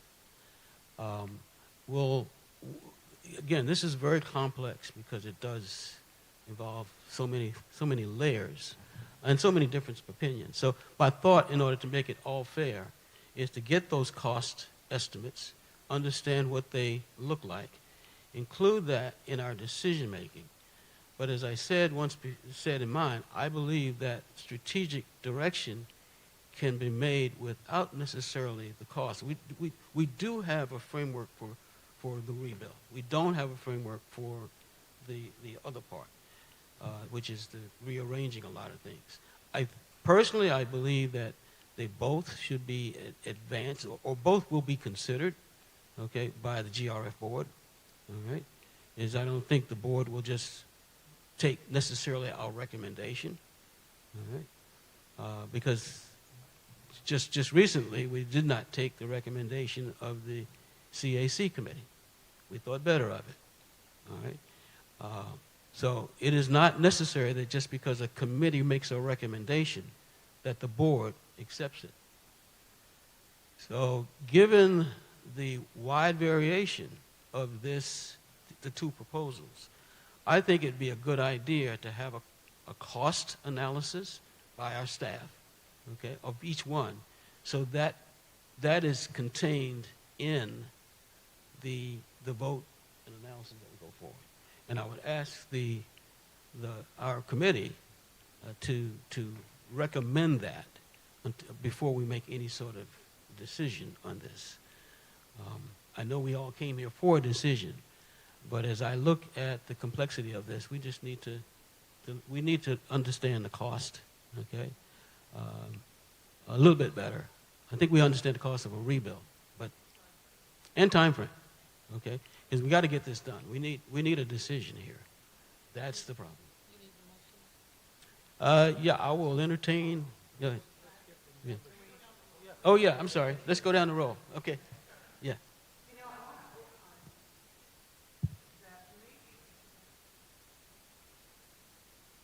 I agree that we need staff to cost. If you're wondering why we don't utilize staff resources until we're ready to staff resources, so this is the time for us to be raising the issue about hidden costs. But I would also say, again, our presentation proposal was worked within the existing team. But I also think that like pushing at cost or losing. So I think maybe my full time. On the cast, the staff cost, the building Yeah, and the existing utilization plan and a recreation building. They're costing things out. It makes sense to do that at this point. And I'd like the rest of the day is to make comments. so we'll go down to, all the way through, and then we'll make a comment on that. Unless we want to, let's do it this way. When someone makes a statement and wants comments, let's just, yeah, yeah, yeah. Yeah. Yeah. Let's make the comments. Yeah. Yeah, I think you're next. Right? Okay. I do have a few comments on this.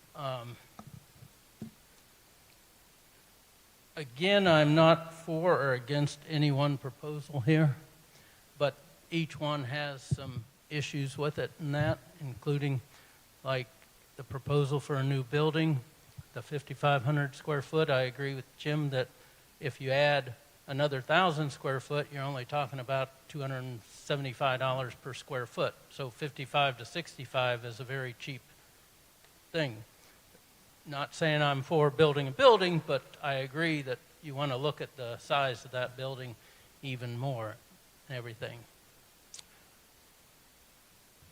The Wrangle study, which was done 2022 or something like that, since then, increase in construction costs has been somewhere around 26%, according to the California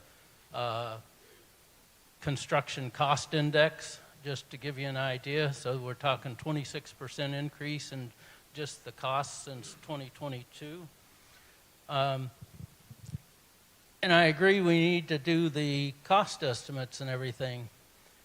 But I'd also like to see the cost estimate done for the existing building E to refurbish it to a standard that would last long term and would be usable, if feasible, and what's the risk for it.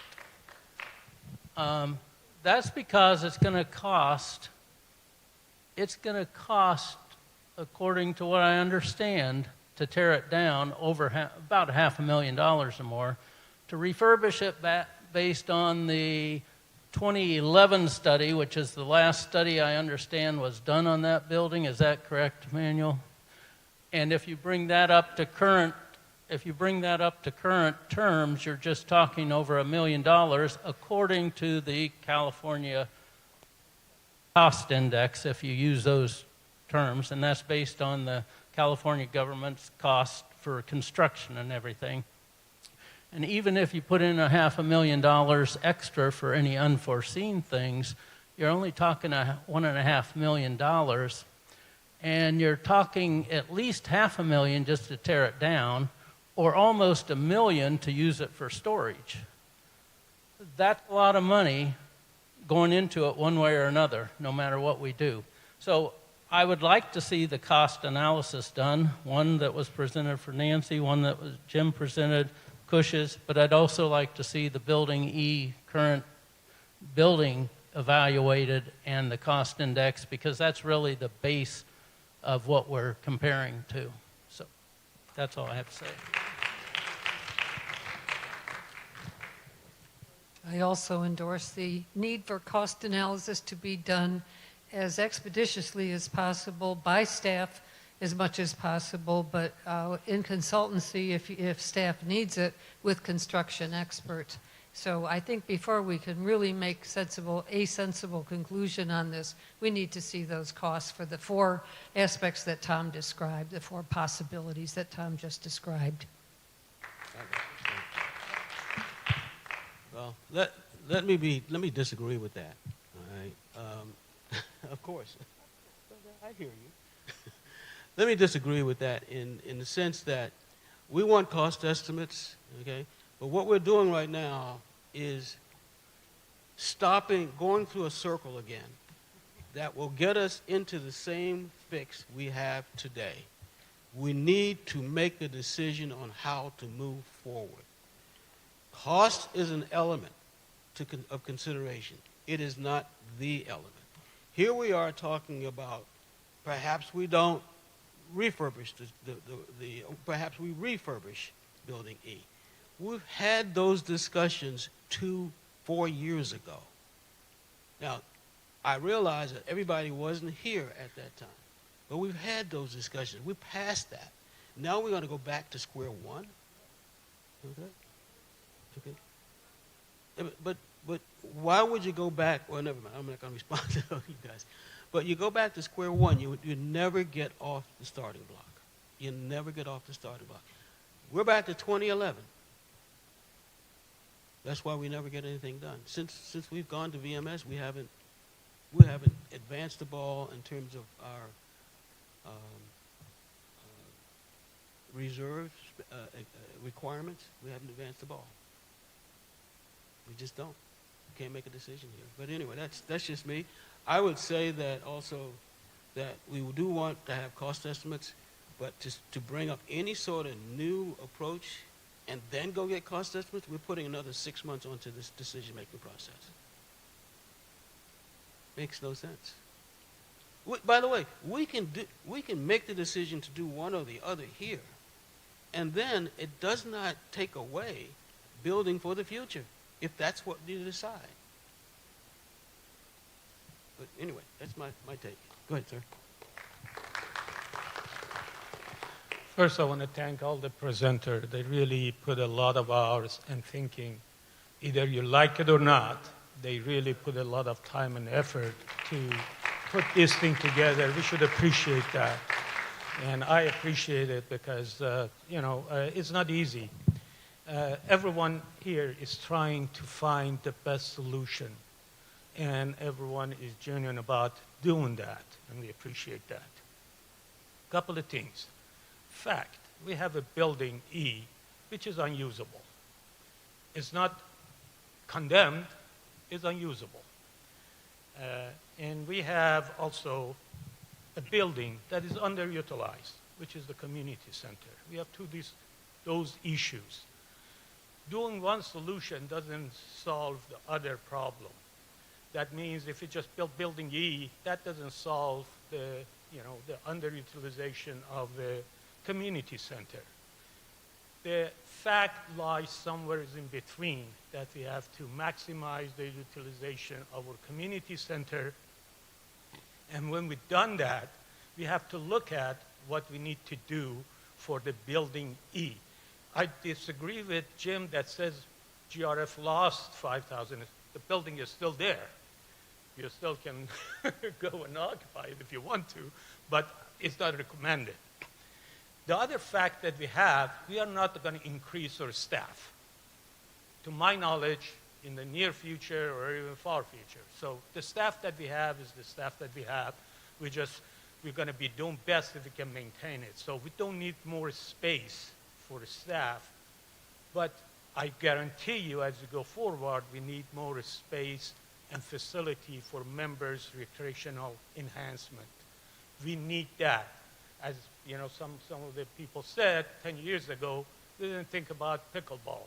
There are other activities out there, spike ball, things like that, and we're getting newcomers here at younger age, 55 today is very young, and they want a sport. So we have to have that in mind. So whatever we do, it has to maintain our staff, means accommodate our staff, and also we have to make sure that we have ability to expand the facility and have facility for enhancement of recreation for the membership. All of the cost, when we talk about cost always should not be the first choice, because when my father always told me I'm not rich enough to buy cheap stuff, because when you do that, you have to do it over and over and over again. The reason that everyone is really, agonizing here is what is the best solution and the best benefit that we get out of minimum investment that we do. That minimum doesn't mean it has to be low, it has to be reasonable. I think we should seriously think about maximizing the use of community center, and also we need to replace the 5,000 square foot of the building E But my question is what the purpose would be for it. We can do it today and build in the yard, 5,000 square foot, but that's it. That's for the staff. You cannot go there and put recreation in there in the future if you want to change it. You build it, it's fixed, it's for the staff. That's done. But if you enhance the usage of the facilities that we have in the community center, and then look at the repurposing of a building for the enhancement of the membership, that is we need to think about. As, again, we have to think about what is the best and then wrangle on the cost, that how much cost is. I'm pretty sure GRF have enough reserve. They have the best reserve, and they reserve for all of these things. We don't have to cough up the money tomorrow to do these things. But I'm not saying that we just, waste our money. I'm saying let's do the best planning. The best planning to me is to look at both staff and membership. The staff, we have facilities that we have to enhance, and for the membership, we can build a building to enhance their, experience. So all of these things that we present, there is a happy medium there. There is not one side and one side. Building the building E and getting rid of that, okay, I build the building E, that's cop-out. That's easy way out. Because we ignore the other problems. We have facilities that are underutilized. We have to face that. And if you don't want to face that, that's fine. The next generation that comes here got to say these people out there, where they were, they didn't know what the hell they were doing. And they wasted their money. So be careful with what they're doing. The other thing that I'm concerned, and we all concerned, none of us like change because we are at the age we hate changes. We want everything to be the same. My wife said put the couch from this side of the room to the other side. I find 200 reasons not to move it because it changed. But sometimes change is for good. As long as it's for good and we get the better thing, equal or better, we should be open-minded about that. So please consider that. That's my input. Thank you. Thank you. He wants it. Thank you. My name is S.K. Park from Third Board, and thank you for all the proposals today. And practically, we have 3 proposals. I think it is time for us send to staff to evaluate and to send back us with the estimated cost for us to inform decision to make. But the estimated cost should be unbiased estimate. And then it is time for us to be quiet and to listen what the people, audience, our residents has to say. Thank you.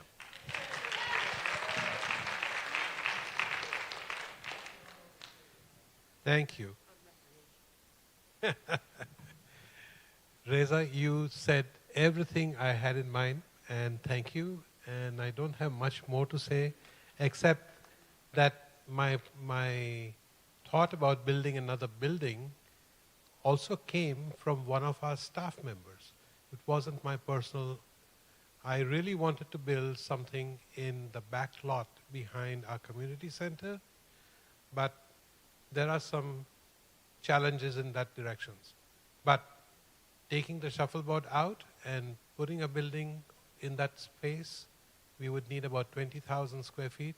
I evaluated with all the different clubs that are already on the 3rd floor that may need to occupy that place. So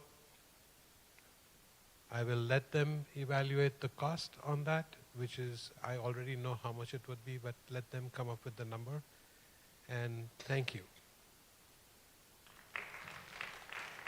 I too want to thank all the presenters.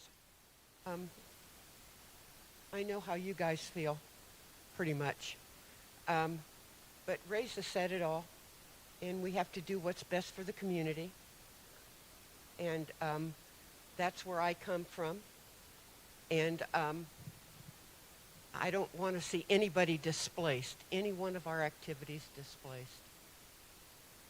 Anyway, Thank you for listening to us. Okay. All right, we ready for feedback from the audience, residents?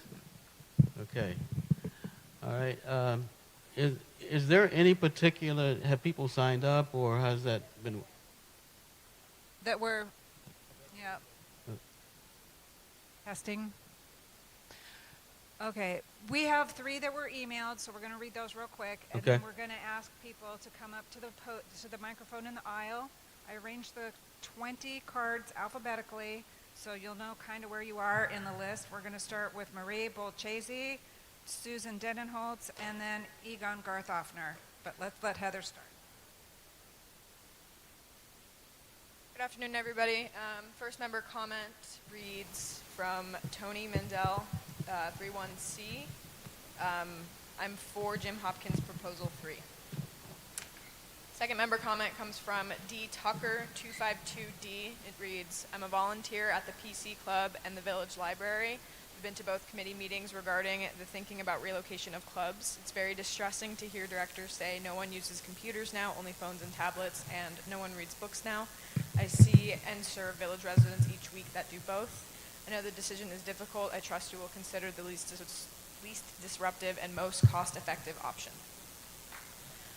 A third member comment from Dr. Judy Kalui, 2392, Unit 1B. Table tennis club facility. Support for one another must be honored and acknowledged, and meeting the needs of our residents must be our number one priority. The table tennis club and facility offer great opportunities for participation and enable players to meet many of their physical, social, and emotional needs. In addition, decades have been spent to customize the facility to best serve the residents. The club continues to grow and is highly regarded in both California and internationally. It is a beacon for Laguna Woods in hosting the yearly Michael John International Table Tennis Tournament. We must recognize and be thankful for all these benefits. Grandeur promises of elegant new facilities should not be considered, and going through these discussions every year is nerve-wracking. Kindly keep the tennis table club in its current location.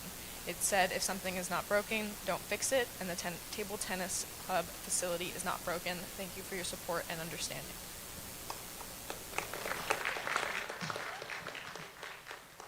Excuse me, Director Hopkins, do you want the members to have 2 minutes to speak since we have 20 people that want to speak? Yes, I think most can get their ideas or opinions expressed in 2 minutes. Okay, I don't have a timer on the wall, but I'll set my phone and I'll just say, your time is Okay. up at 2 minutes, if that's okay. That's fine. Okay, Marie, you're first. Okay, I'm Marie Bolchese, and I've been a resident here for 7 years. And first of all, I want to thank the committee for the time and effort they put into this project. Regarding the first proposal, where table tennis, my primary focus is on table tennis. And regarding the proposal to move table tennis to Clubhouse 1, I think it's a matter of trust here. Can we trust that the money that is needed will be allocated once that is approved? And can we trust that it will be done in a timely manner? Otherwise, table tennis as well as the MAC Club and the PC Club will be without a home for a couple of years while that's getting done. I think you have to consider that the table tennis room is especially designed for table tennis. It's not going to be an easy fix. You go to Clubhouse 1, you have cement floors. The table tennis room has floors that are cushioned for our bones, okay? We have high ceilings. We have the kind of ventilation that we need. It's not going to be a simple fix. Some people have moved here simply because of the table tennis club that we have. And it's a vibrant and growing club. Last year we had 500 members, and we're still counting this year. I think it really comes down to trust. Can we, if we go with the first proposal, can we assume that we're going to have a better situation when it's over? I personally am very uncomfortable with the idea of moving. And I don't know that we can accomplish we don't have cost estimates, we don't have, we don't know what's going to happen. And we do know what we have right now. And for that reason, I support Jim's proposal of keeping things the way they are, the least disruptive, and having a new facility. Thank you. Thank you. Thank you. The next speaker, Susan Denenholtz, followed by Egon Garthofner. Again, I thank the committee. My reaction to the third proposal was, well, gee, that sounds intriguing, but my fear is at this point, if we really want to seriously consider that, that is going to set back the whole process of making any decision quite a bit. So I think we really have a choice essentially between the proposals. And I want to point out that early on in Ms. Carlson's presentation, there was a slide entitled Table Tennis Poor Location. I really felt that every point on that slide was complete and utter nonsense and revealed a total lack of understanding about what table tennis is all about. I think that there is nothing wrong with the community center being a mixed-use facility. That's what it was designed for. And if it serves the residents' needs best to leave all the, I won't say clubs, because, the table tennis room is not just for the table tennis club. It's for everyone who wants to come in there, even though the club takes on an inordinate amount of responsibility for maintaining that facility. It is still a Laguna Woods facility and not just a club facility. But in any case, I really think that residents are best served by leaving all the clubs exactly where they are. And if that means that a new facility has to be built for security, so be it. Who thinks that residents are served by saying that reserve dollars can only be spent on resident amenities and not staff amenities? That makes no sense to me. I think that the first proposal really elevates staffing wish lists, and I don't say staffing needs, but I say staffing wish lists above the needs of residents. Thank you. So, Thank you for your... I really feel that not just the table tennis players in our community who are legion and who are constantly growing in number, but all of our clubs and residents as a whole would be best served by letting them stay in place and building a new building for security. Among all the, a lot of specific problems have been mentioned about the new place, but just the simple fact of two separate buildings totally destroys the camaraderie and the ambiance that's really unique to table tennis that I have not found with any other sport or club here. Thank you for your comments.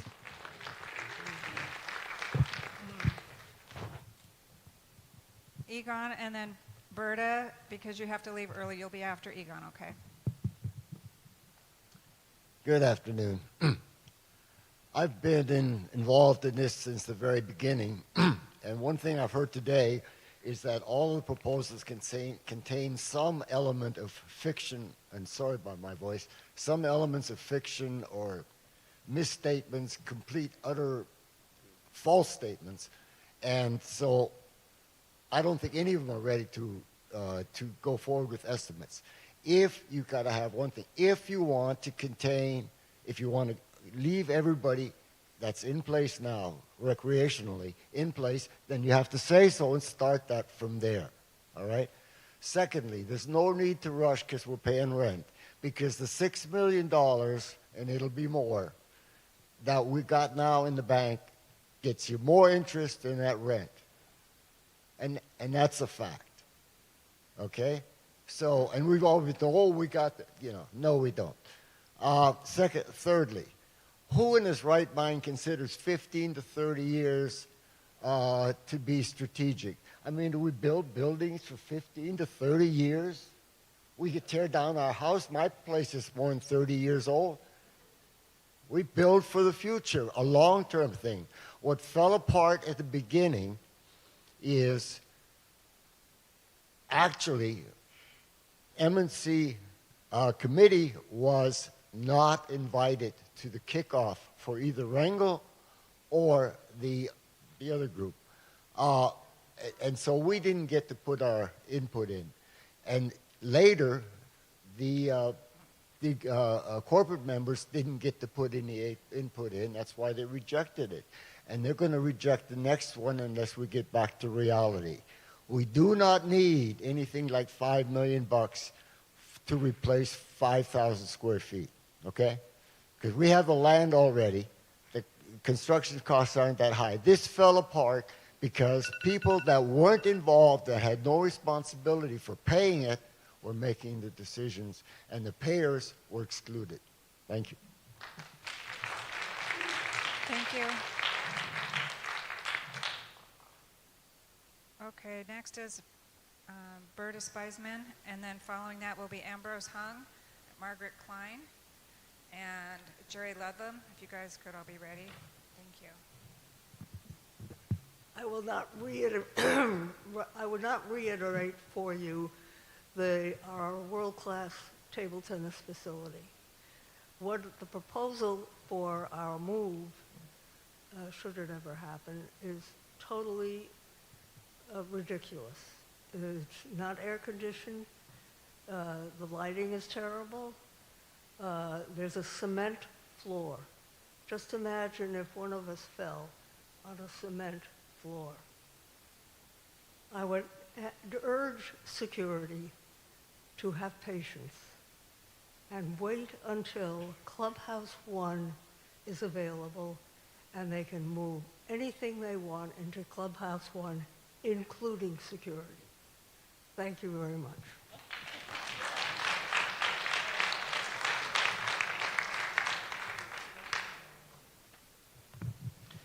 My name is Ambrose Hung, president of the Table Tennis Club, also a California licensed family physician.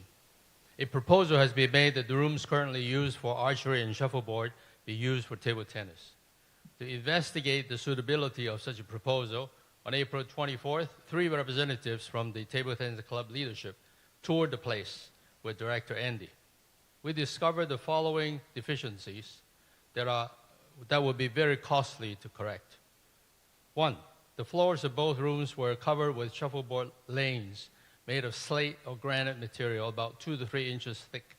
The lanes all curved down in the middle and are not level. These lanes will have to be removed and the floor made completely level before it can be used for table tennis. Not a simple job. 2, the foundation of the rooms is concrete.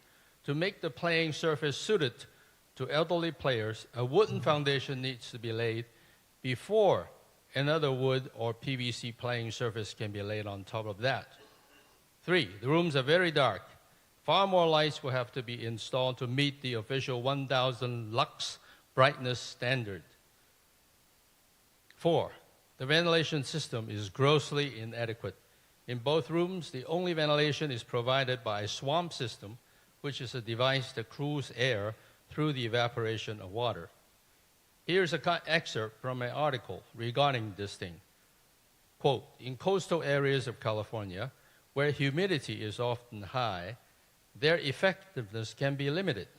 However, in inland areas like Sacramento or Palm Springs, where it's hotter and drier, they can be a cost-effective cooling solution. So it's not for here. According to the members of the archery and shuffleboard clubs, the rooms get very hot in the summer to preclude activity except in early mornings. So far, nothing has been done to correct that. Why not? If the interests of the residents are more than the money, why has that not been corrected?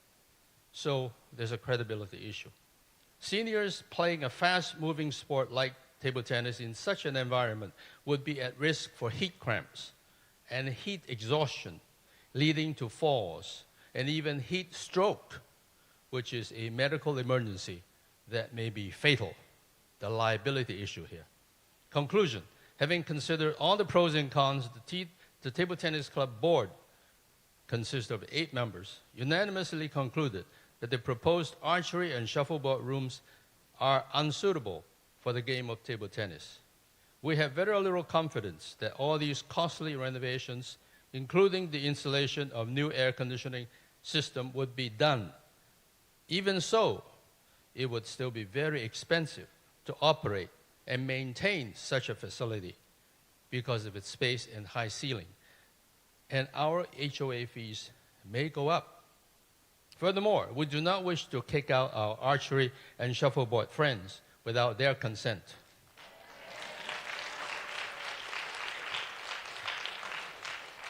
It is also unwise to abandon our current facility, which is a dedicated structure for table tennis, in operation for over 20 years and used over 30,000 times annually, to discontinue its use and move into another facility that needs to have all the necessary features rebuilt once again from scratch would not seem to be the best management of resources. Thank you.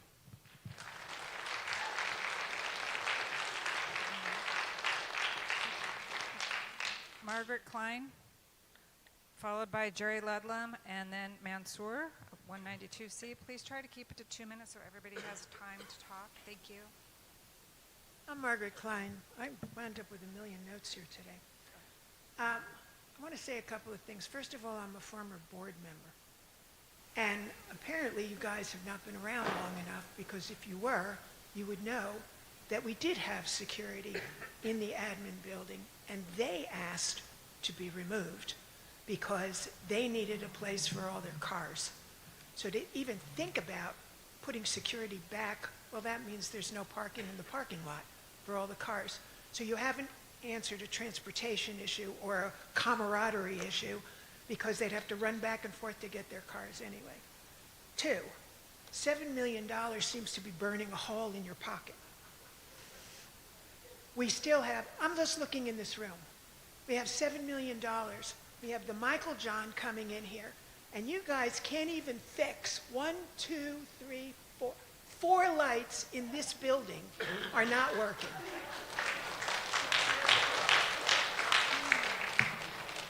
You can't figure out that gate 7 should be a gate. We've been talking about that for years, not a facility to rent out to anybody. Lastly, security, security, security. That's such a bum word. We don't need security in our administration building to the tune of kicking out the tax program, kicking out the PC, kicking out the table tennis people, so that, for what? I'm sorry, this all started, from what I know, and I'm a pretty smart lady, 44 people. And you're suddenly, from 5,500 square feet, you're talking about this grand scheme that they need the whole 3rd floor of the administration building for 44 people. Lastly, I do numbers, did them for a living. I went all over the internet. Wherever you're getting these ridiculous numbers about $6 million to build a building is insane. I went to 9 sites on the internet on how much it costs to build a commercial property in Orange County. The average cost is $500 a square foot. And you want to know what a luxury building costs, where they put fountains and they put landscape and they've got all this nonsense? The highest price that I found on the internet was $879 a square foot. How are you going forward on $1,095 a square foot for a building for 44 people? So I just think, I don't know where you went with all of this, but you got 44 people. You should never have moved them out of building E till you had a plan. You've now got all these people in the next building next door to the admin building, and now you got all the security cars all over the place. This is, and I have to say something, I'm sorry, Ms. Carlson, we are not a campus. We are a community. We own this place. Well, campus implies that we just visit. We own this place. And everyone in this room owns this place. So I don't care about people needing the third floor of a building. You know, how many years are we here? It's the same, what, 12,400 manners. It's the same 18,000 people. And all of a sudden, we have a management company who's decided they need a whole building to themselves. Sorry. Thank I you. really hope you rethink this.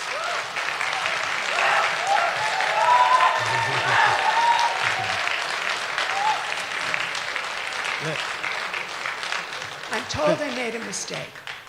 I was Jerry talking about Ludlam is the Clubhouse next 7, speaker. and it's really gate 16 is what Thank you just so told me. much. Thank you. Jerry Just Ludlam. to make sure, come on up, but just to make sure, VMS, the management company, has nothing to do with what we're doing here. I just want to keep them out of the loop on this. They're not part of the decision. They're helping us with data, but they have nothing to do. We, the residents, through the board, are making these decisions, okay? But although we don't maintain the lights, so. Anyway. I will be brief because almost everything that I intended to say has already been said. But I want on the line for Andy and her plan. And one of the things that's said about the table tennis room is that it's hot. I know she kind of explained it in a different way. But I mean, I played table tennis there for 8 years or more. I've never found it to be hot. I've never heard anybody else say it's hot. But if somebody were just to read it, they would think that it is hot. And the plan that they have for the buildings B and C does not list central air as one of the improvements to the building. So if you were going to price out their recommendation, it's going to come way low because it doesn't include retrofitting, it doesn't include the operating expenses. It's going to look very cheap. So the system that we have right now, it's used like 25,000 utilizations. You figure it's been there 22 years. I mean, to me, the math would be like hundreds of thousands of utilizations since the thing's been open. And it's still in very good shape. So I guess my recommendation is KIS, keep it simple. We have money. We need a building for security, build a building for security, and leave the residents the way they are. That's my recommendation.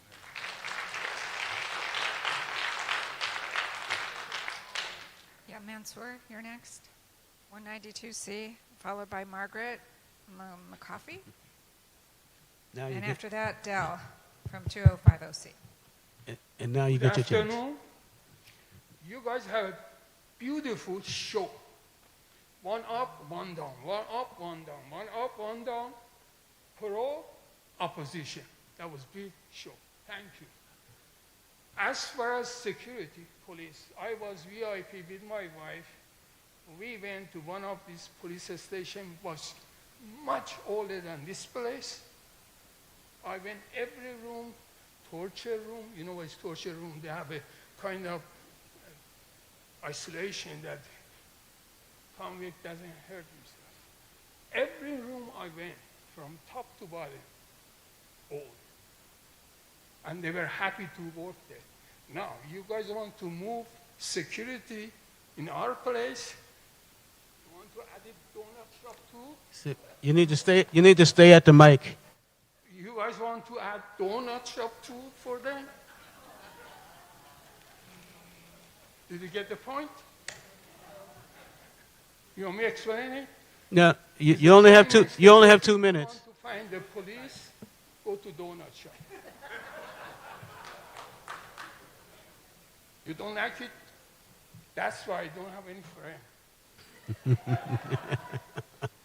Now, as far as safety, I was witness one of the facility.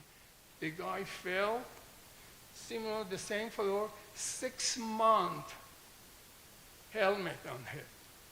Fracture the head, skull, okay?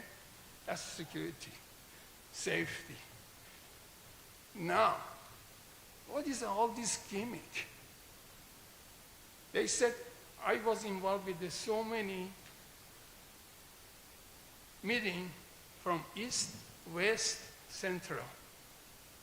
And million dollars was involved. I was a quality control for aircraft from A to Z. So I saw all kind of gimmick. With the example right now, Boeing has problem. We know what's wrong. I Thank can you, go sir. a lot that area explain to you guys. Sir, So, you're we coming used on to say you're coming on the end of your time. So can you wrap it up in about 20, 30 seconds? Okay. Got you. They said every time there are movement, there's money on their table. Thank you so much. Okay.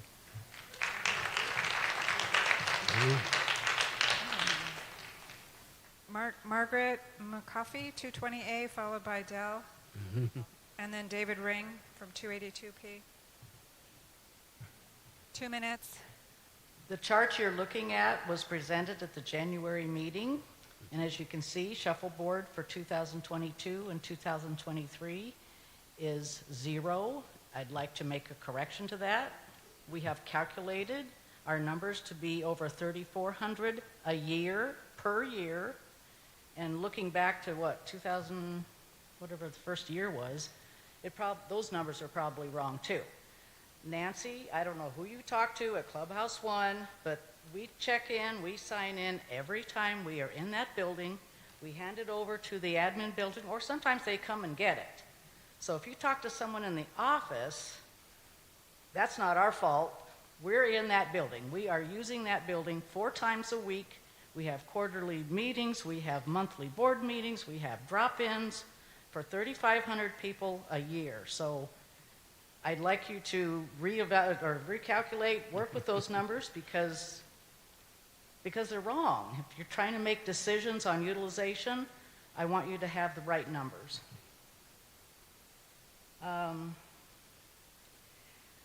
your point, Andy, we were at Seal Beach on Monday, and I understand that there are outdoor courts, but we did not use them, and neither do they. They only use inside courts. Just FYI. I think that's it for now. Anybody else want to throw anything else? You want to keep that? No, you can have these back. These numbers were compiled, I believe, by Recreation because they only get input from various places. This is trying to, it's not to make decisions, but to kind of look at trends and things of that nature. Because we don't have a swipe in, we don't have security at each one of the places. We try to keep track of what's going on so that we can help us to make certain decisions and staffing, etc. But it's not a perfect system, but it has worked for 60 years. Dell, and then David Ring, and then John Rittenhauer. 2 minutes, please. Okay. Well, thanks for all your proposal and presentations. Many of you have merged to your proposals. However, I think we have to be clear. Planning is not something that you can just think about and do. And I think I mentioned that during the last meeting. First of all, I want to make sure that the residents also are aware that short-term planning, long-term planning, and future planning is all strategic. It's all about how you're going to execute it and in what phase and what condition. Right now, we're looking at security. It's homeless. We need to do something. Security, as you know, you probably watch TV. There's a lot of situation going on. And we really need to have a very good security operations. I'm a certified healthcare profession. It's certified by the American Medical Association. So I know what I'm talking about. I've been into these kind of things so many times. I just want to share with you, some of the presentation has good information, but then we are all over the place. We are talking about short-term and long-term, and we are all over. Please, try to narrow it down to, hey, look, what is the person need right now? What are we going to do later? 5 years from now, or maybe 10 years from now, or whatever. Once we sort it out, I think you can have a better proposal for all of the residents to review and partner with you to make that decision. I really feel bad if you make decision for all of us that we don't even know what's going on, and because of cost, it's not the right thing. Cost is not really a factor at this moment in time. It's a scope, it's a purpose, it's what we want from the residents. You folks heard it. We all are very concerned about what we're going to do, where we're going to live. The community center is for the community. Don't change it to an administrative building, please. It is not for that. There's a purpose for that. Thank you. Thank you. Building a building is wonderful, but it's a very long-term process, and you have to sort it out. It takes a lot of know-how and understanding in order to build something, in order to move something. There's a lot of dominoes there that I think a lot of us need to pay attention to.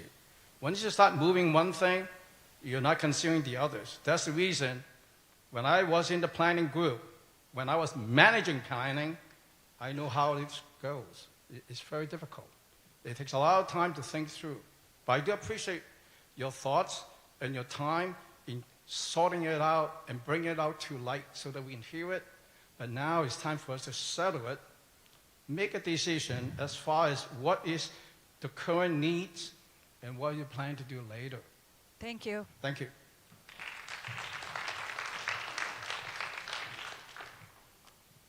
I do agree with the table tennis president, do not kick us out. And also the security does need their own security. They don't need to be in the admin building. And then, but we need our facilities fixed up. We've been dealing with it since 2017. Dark, unventilated. Mosquitoes get in the windows. They're putting new windows in. They kicked us out for 6 months already. And you're talking about kicking us out.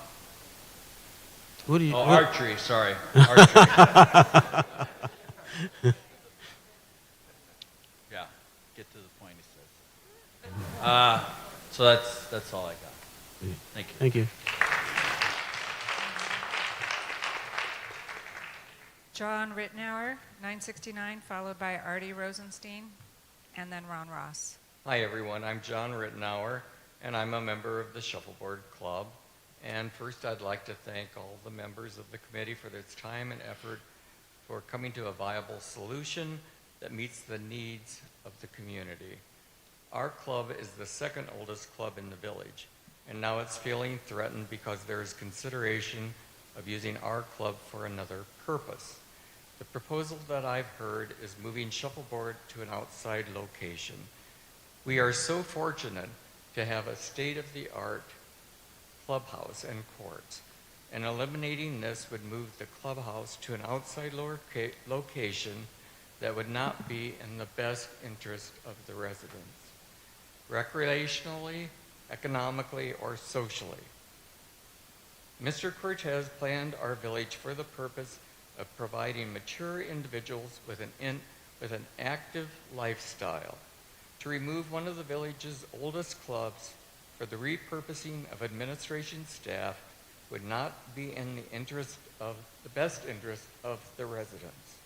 And the GRFR board consideration should be the best interest of the residents.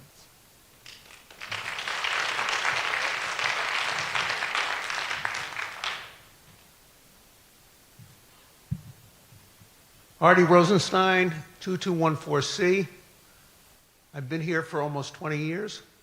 I have had the benefit, the enjoyment, the recreation, the socialization of the table tennis room that period of time. And it's a gem. I could go through probably a dozen superlatives. Excellent, outstanding, world class, and so on. But I'll use the word gem. It's a gem. It is unique It is a reason why people who come here to play table tennis say, wow, you guys are so fortunate. It's a reason why people decide to move to Laguna Woods Village. And to me, to move the table tennis room to get office space is like repurposing the Sistine Chapel for more office space for the papacy. Thank you.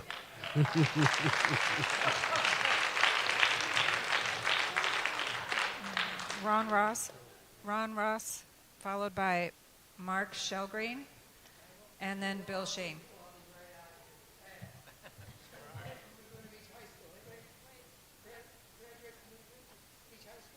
You better, you should get at the mic, sir. Anybody graduate from Laguna Beach High School? No? Okay. All right. I taught there 30 years. Table tennis should stay where it is. If it's not broke, don't fix it.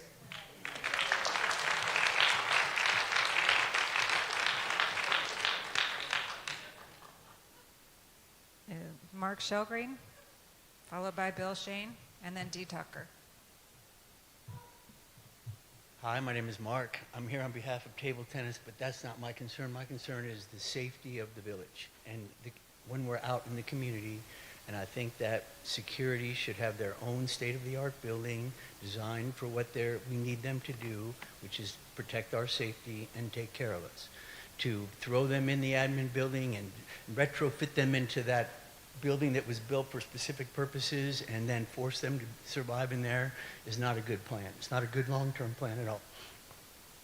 And I think that you, sir, to invoke that you have 2,400 extra square feet in the community center that you need to address, and to make it this complicated, we got to move 6 clubs all over the globe to accommodate that, to resolve that issue. I don't think that's the right approach to solve that problem. Thank you very much.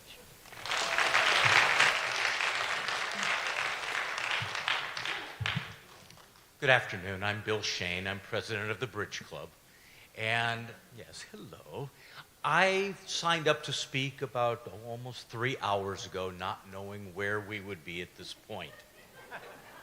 Here's what I know.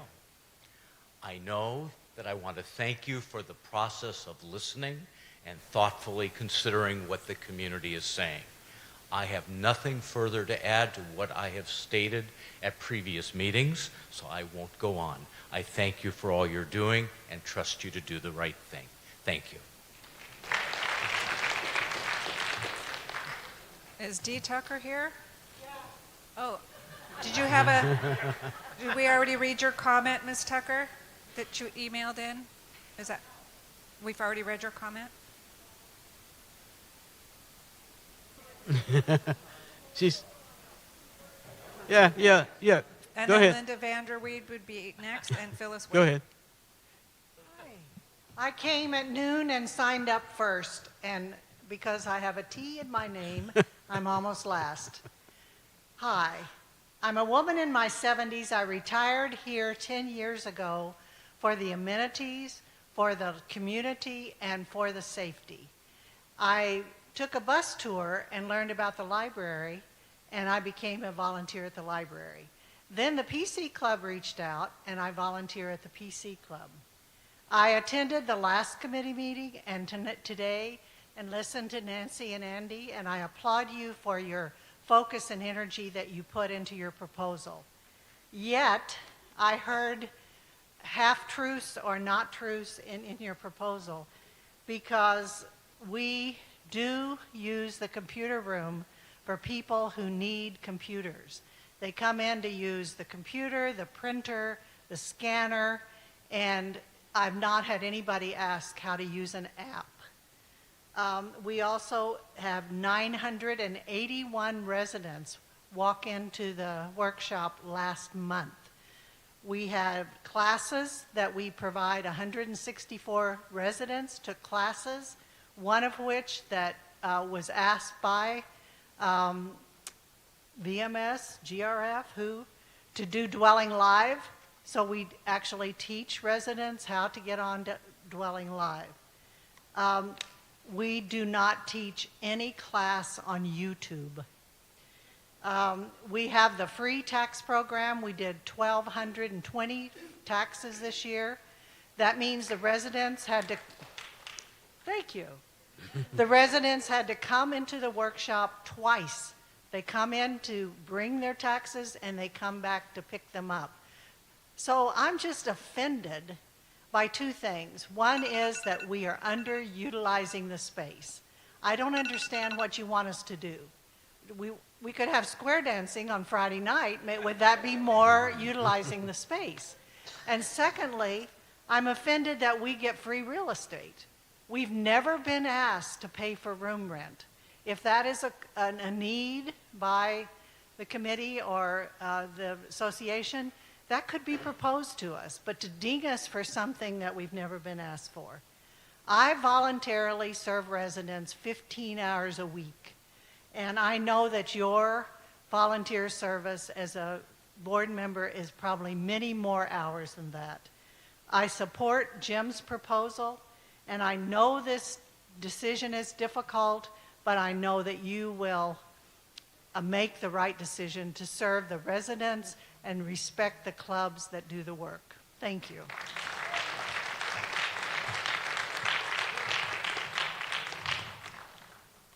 I'm the board member of Archery Club, and I want to remind Nancy and Andy, and I think you two missed a couple very key factors.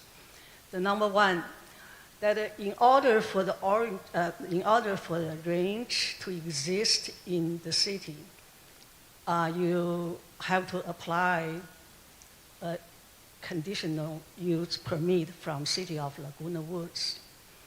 And involved within that process, that the city will have to go through the environmental study and public safety study. And over 4,000 legal letters were sent in 13 radius to inform the adjacent residents. And based on the city's zoning code and municipality code, the sheriff department was involved, inspected, and the legal attorney, city attorney were involved. And it took several months and made us pay the 4,000 deposit to apply for that permit. And once that permit was established, that permit only applied to that exact location. So if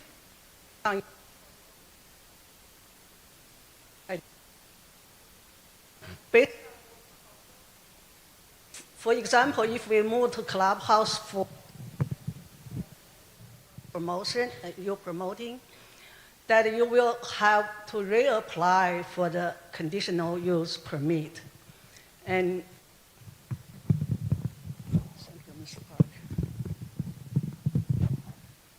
So you have to reapply for that. I think that was actually better, I think. So you have to reapply for that conditional permit. And based on the city's zoning code and municipality code, it's the city decision. It's not up to the village. So this is what you need to consider. And second, another key issue is that if you put us outdoor, I want you to read city's municipality and ordinance as well, because it's strictly prohibited for outdoor range. That's not going to happen. So, I believe each club, no matter how big they are, how old they are, and how contribute money they are, and how small they are, how new they are, how old they are, everyone has a solid right, equal right to exist and to survive, to maintain. So I want to put that into every committee member's mind. So before we do spend money and hire somebody, a consulting firm to do a cost analysis, I suggest you should do a feasibility analysis first. Feasibility assessment is the key before you spend any money on anything else. And city of Laguna Woods, in Laguna Woods city boundary limitation, it doesn't matter if it's public or private land, the outdoor archery range is extremely prohibited. Okay, thank you. Thank you. Okay, thank you. The next speaker is Phyllis Waite, and then Andreas Weaver, and those are all the cards I have. Okay, good. We're there in the end. Okay. First of all, thank you all for coming here and presenting to us what the options are, what you're thinking, and involving the community. It's extremely impressive. So the old saying, if it ain't fixed, or if it isn't broken, don't fix it. Well, Building E is broken. Fix it. The community center is meant for the community, just like it has been.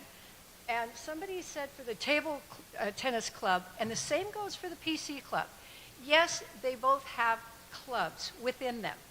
And those club members take responsibility for keeping that space going. Both of them do. However, both clubs, and I'll speak just for the PC club, are very community-minded. They say everywhere, do not need to be a member, do not need to be a member, because it is a community service and should remain housed in the community center, as should the tennis club, just like it said. So if I haven't been clear, Mr. Hopkins, I really like your suggestion. Building E is freaking broken. Fix it. I've seen this community in 13 years I've been here spend millions on attorneys and consultants. Keep it going around and around, and you're just going to spend more. So fix it. It's broken. Leave the community center alone. And if we have enough money, let's build a new recreation center. Thank you.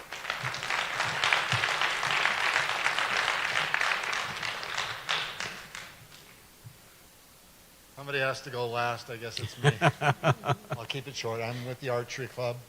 You guys should all join because you're going to learn it's not ready, shoot, aim. Ready, aim, shoot.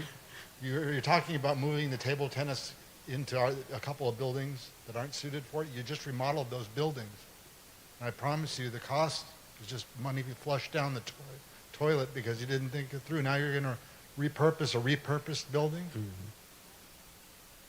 And if you're going to relocate clubs, we've been closed for 6 months. We took it.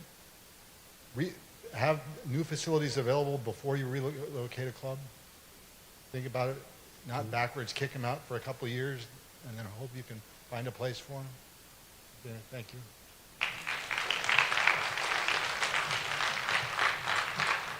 And we had one more speaker, Tom Werfel, 2402 2B.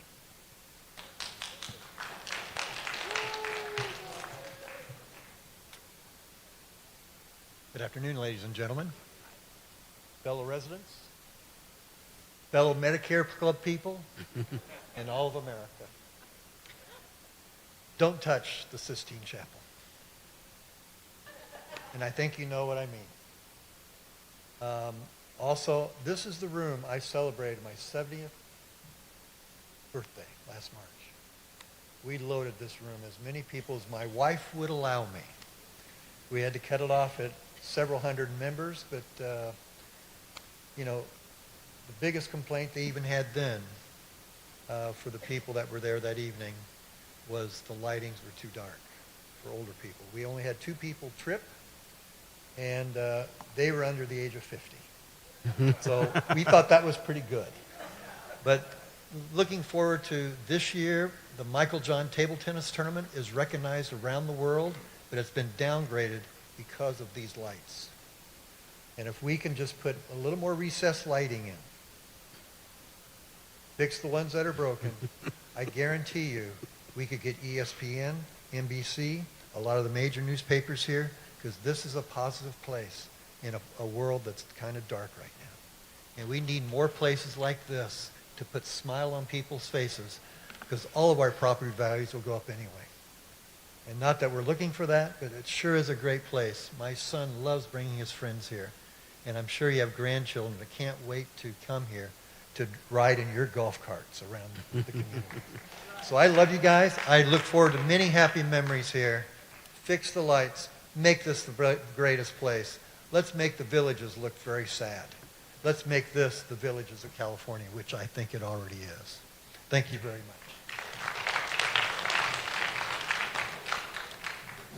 Okay, I guess that completes the comments. I'm curious, just by show of hands, how many of you would think that the first proposal is the best way for the village to go? I'm sorry. I'm sorry. What's the? Oh, the first proposal was to shuffle. Okay. To bring all the security into the community center and have all the staff organizations in the community center, and listen, hear me out. That's the first proposal, and therefore you would have to move around some of the recreational activities that are currently in the community center. Pardon me. So that's the first proposal. So how many of you would be for that? Just hypothetically, that the question. Yeah, I mean, your vote doesn't count. Okay. But it's just I think we just need. You hear a lot of commentary, and so you want to understand how the community really is reacting to this. Yeah. Well, it's yeah.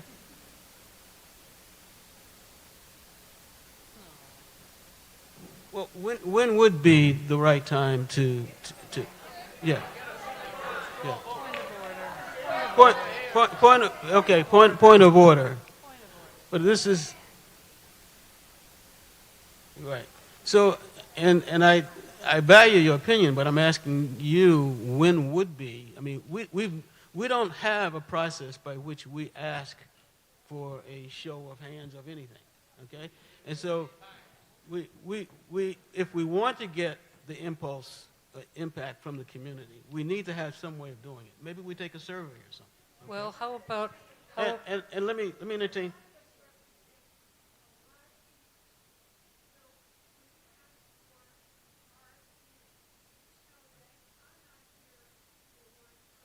Yeah.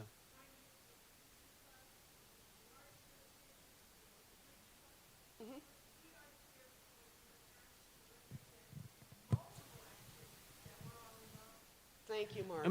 And by the way, this is probably very unique because up to now, we have this community has not involved, or at least GRF doesn't have a mechanism at the committee level to have this much input. We've never done this, at least in my 11 years here, okay? And this is something that impacts more than one club, 2 clubs, 3 clubs, whatever, okay? And so I just wanted to take the temperature. There's no voting here. I just wanted to take a temperature. And I'm not sure what the risk is, okay, of doing that, okay? Jim, Sue, I think this is more like a town hall, and so if you want to have another meeting, call it a town hall, then definitely it would be appropriate to have votes. Yeah, to take a vote, to advertise it ahead of time as such. Well,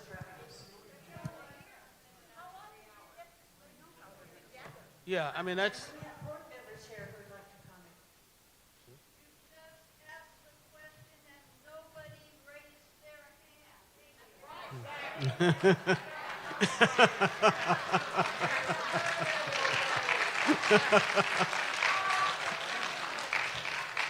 Okay, I'm gonna go off script and ask how many here would favor rebuilding Building E? Margin. Okay. All right. Okay. Just want to get a show of hands. Okay. No. So what we'll do is I will, my thought is that there are two proposals, and there's a third one, I guess, that is been offered, but that has had no analysis at all. And we've been at this for a year. And so to have something, a new approach come up after a year, to me is just going around in circles again. And we've got to get off the dime. So I'm just, we can vote on that, okay, in terms of making go forward. But I'd like to go forward with with the best, okay, I'll call it this way. What I want to do is go through here and take a vote with the committee here as to the favorite, what their best proposal is, and then the second one both go. The first one goes to GRF as a recommendation, okay, with a cost estimate at that point, and the second one goes forward with a cost estimate also, with a second choice recommendation to GRF. So the GRF, the board itself, has two choices, okay? And then the community can be involved in that process also, all right? Because, okay, so I will entertain a motion to that effect. Yeah?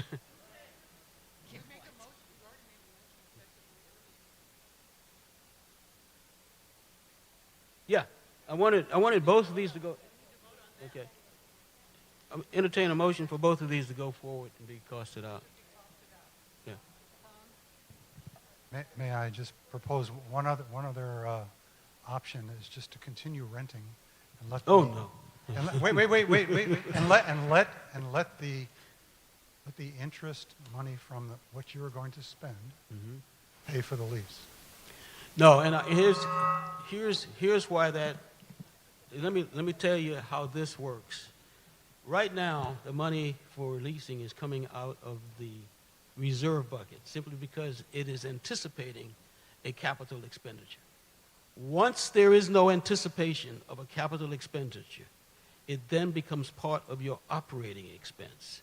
So as that lease goes up, and it will, your HOA fee will go up.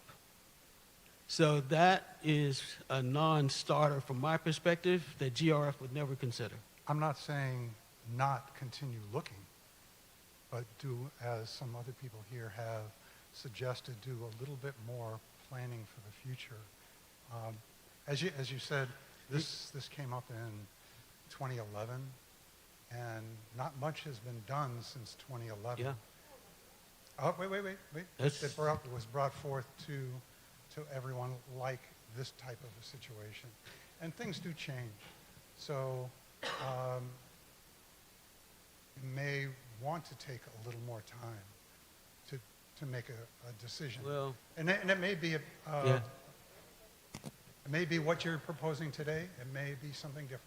That's all I'm saying. It's a third option. Right, and I appreciate all of the options, but we have delayed this and delay and delay.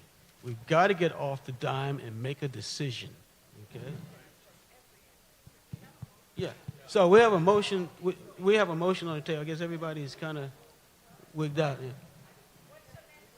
The next step is to have them both costed out, okay? But also, I'm going to entertain a motion to have both move forward to GRF with option 1 and 2, in terms of favorite option, because we can't keep rolling this into this committee. We'll come up with a new answer every single time we meet. Point of information. Yeah. Do we have a motion on the table? Yeah, but I'm talking about it right now. What is the yeah, motion? The motion on the table, and you I guess you made the motion, right? So can you repeat the motion? Can we have quiet out there, please? We don't have a motion on the table. Excuse me. First of all, can we have some quiet out there in the room? Okay. I've let this meeting get out of control. I realize that, but I also want to make sure that we're getting the flavor of what the community is thinking, okay? And I thank all of you for being patient with us, okay? But sometimes Robert's Rules does not get the right responses that we need in the community. So let me just say, can you repeat the motion, please? Let me ask, Sandra, did you capture the motion I made earlier? Okay. No, we did not. I'll try to was remember. no motion. How can it be captured? I made the motion that we refer to staff to cost out the various proposals that we have heard today, and there were two from Nancy and Andy that were listed as option 1 and then option 1A kind of. Then there's one from Jim as well, and there is a fourth one from Cush. So there were 4 options that needed to have, in my view, my motion, to have some numbers attached to them that staff could generate for us, and if need be, could take it farther to an accounting firm for verification. Right. I'd like to amend the motion. Okay. No. The motion hasn't been seconded yet. Okay. Thank you. Moved in second. Are we ready for the question? No, that's the question. To just add the words rough order of magnitude cost. What does that mean?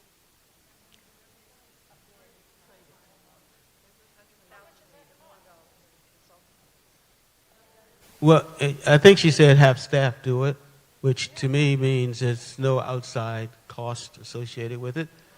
Okay. Staff has a comment? This is along the lines of the comment we got that we should first do a feasibility study, and that's kind of the definition of a feasibility study. Don't put a whole lot of money into it or a lot of time. Manuel, staff had a comment? Yeah. No, I want to hear. Look, this is not about one-upsmanship. This is about getting the good stuff, understanding on the table. Mr. Chair, from a procedural standpoint, I would just ask that the committee consider that this ad hoc advisory committee was formed by the board, Mm-hmm. and therefore, if the maker of the motion would consider that the recommendation should be that the board direct staff to do whatever you want done. Mm-hmm. Okay. And that was kind of my thinking in terms of the first, is have both of these go up to the board so that the board can make that call. The distinction I'm making, sir, Yeah. is that before staff spends resources putting cost estimates together, Mhm. As the department head who would be making those estimates, I would be more comfortable getting that direction from the board. And that's exactly that is exactly why I said we wanted to move them forward to the board first, and then the cost estimates can be. That's the reason for moving it to the board, or part of the reason. Okay. So we already know which So if two. we could, if the record would, the motion could be amended to that effect, that would be advisable. But it's up to the committee, obviously. That's just my input. Yeah. Okay. What? I'm going to amend the amended motion, that this committee refer all of the proposal to the GRF full board for consideration. Whatever they want to do with it is out of the hand of this committee.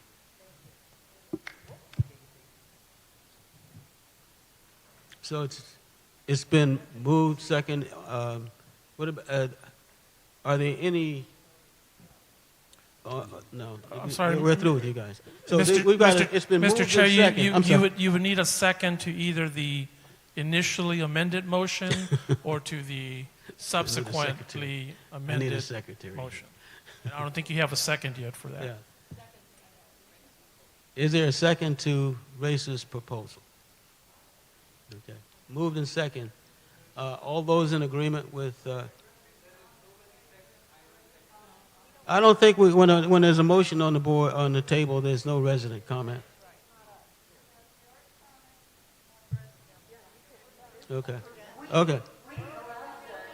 board members, GRF board members to comment before there's an Okay. Okay. All right. I stand corrected. You know, that I don't have Joan here to correct me on this. So, come forward. Yeah. I wanted to make sure that we are not overspending time and money-wise. What Sue mentioned was ROM, RAM.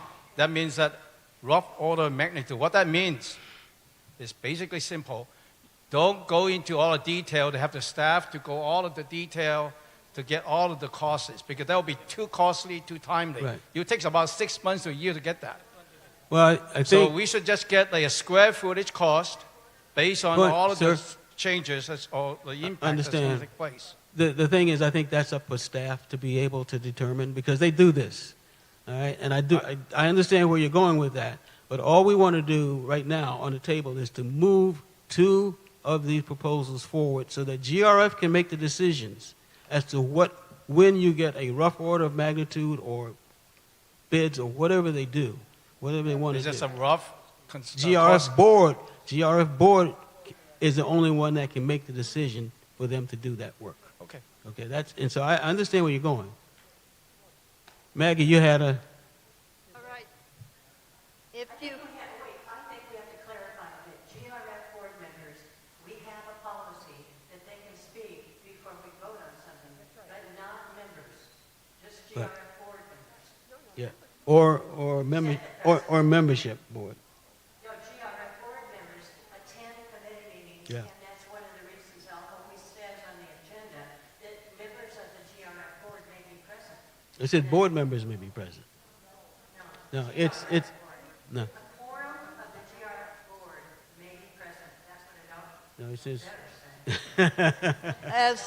Anyway. Anyway, As a co-president of Robert's Rules of Order Club, I will tell you what is customarily done here, is that when you have all had a chance to speak, then you open it up to the attending audience for resident comments after you have had a chance to speak. Okay? Now, as to the material that we're talking about, you have resoundingly here found that the entire group here, to a person, does not favor the first proposal. All right? So if you are going to send both of them, are you willing then, if the cost comes for the first proposal, it's less expensive, that you will go ahead and present the first proposal? That's exactly what's going to happen if that's what it turns out. no, And you have heard from everybody here today that the first proposal is not acceptable to the populace. And so why should you have any more to do with it? the committee would like to advance both proposals to remember, these are simply GRF recommendations to GRF. Then submit both proposals as they stand, and before you do any cost analysis. Yeah, that's. Submit them and then- as they stand right now. And GRF would make the decision And which Yes. to do a cost analysis on, Right. whether it's one or both. Right. Yeah. Yes. Mr. Chair, Mr. Chair, just a point of clarification. Yeah. The amended motion on the floor is to send all 4 options to No. the board. Well, No. that was the amended motion made by Director Karimi Okay. and seconded by Director Sue All right, Stevens. Again, well, time out. It doesn't matter, and you're right, because GRF will make the decisions as to which ones to seriously consider. The last 2 come up in the last day, after we've been for 11 months. To me, it's just not. It's just not okay. So yeah, we will. So let's take, I guess the motion on the table is for all four to go forward for consideration. Kid, Okay. Okay. Okay. right. Okay. Just the GRF. No, wait a minute. Believe me, GRF will make the right decisions. Okay. No, you don't get a vote on that. So let's vote. Let's vote. Okay. All those in favor Hang on a moment. of having all four go forward? Discussion Yeah, first, please. discussion. All right, go ahead. So if I'm right, the amended motion right now, the amended motion was to recommend all four go forward to GRF. As a recommendation in some order. Okay, just go forward. Just to go forward. Okay, could go forward. Because you're Fine. saying that GRF needs to make the decision for staff time. You see, the the one- GRF board versus this committee.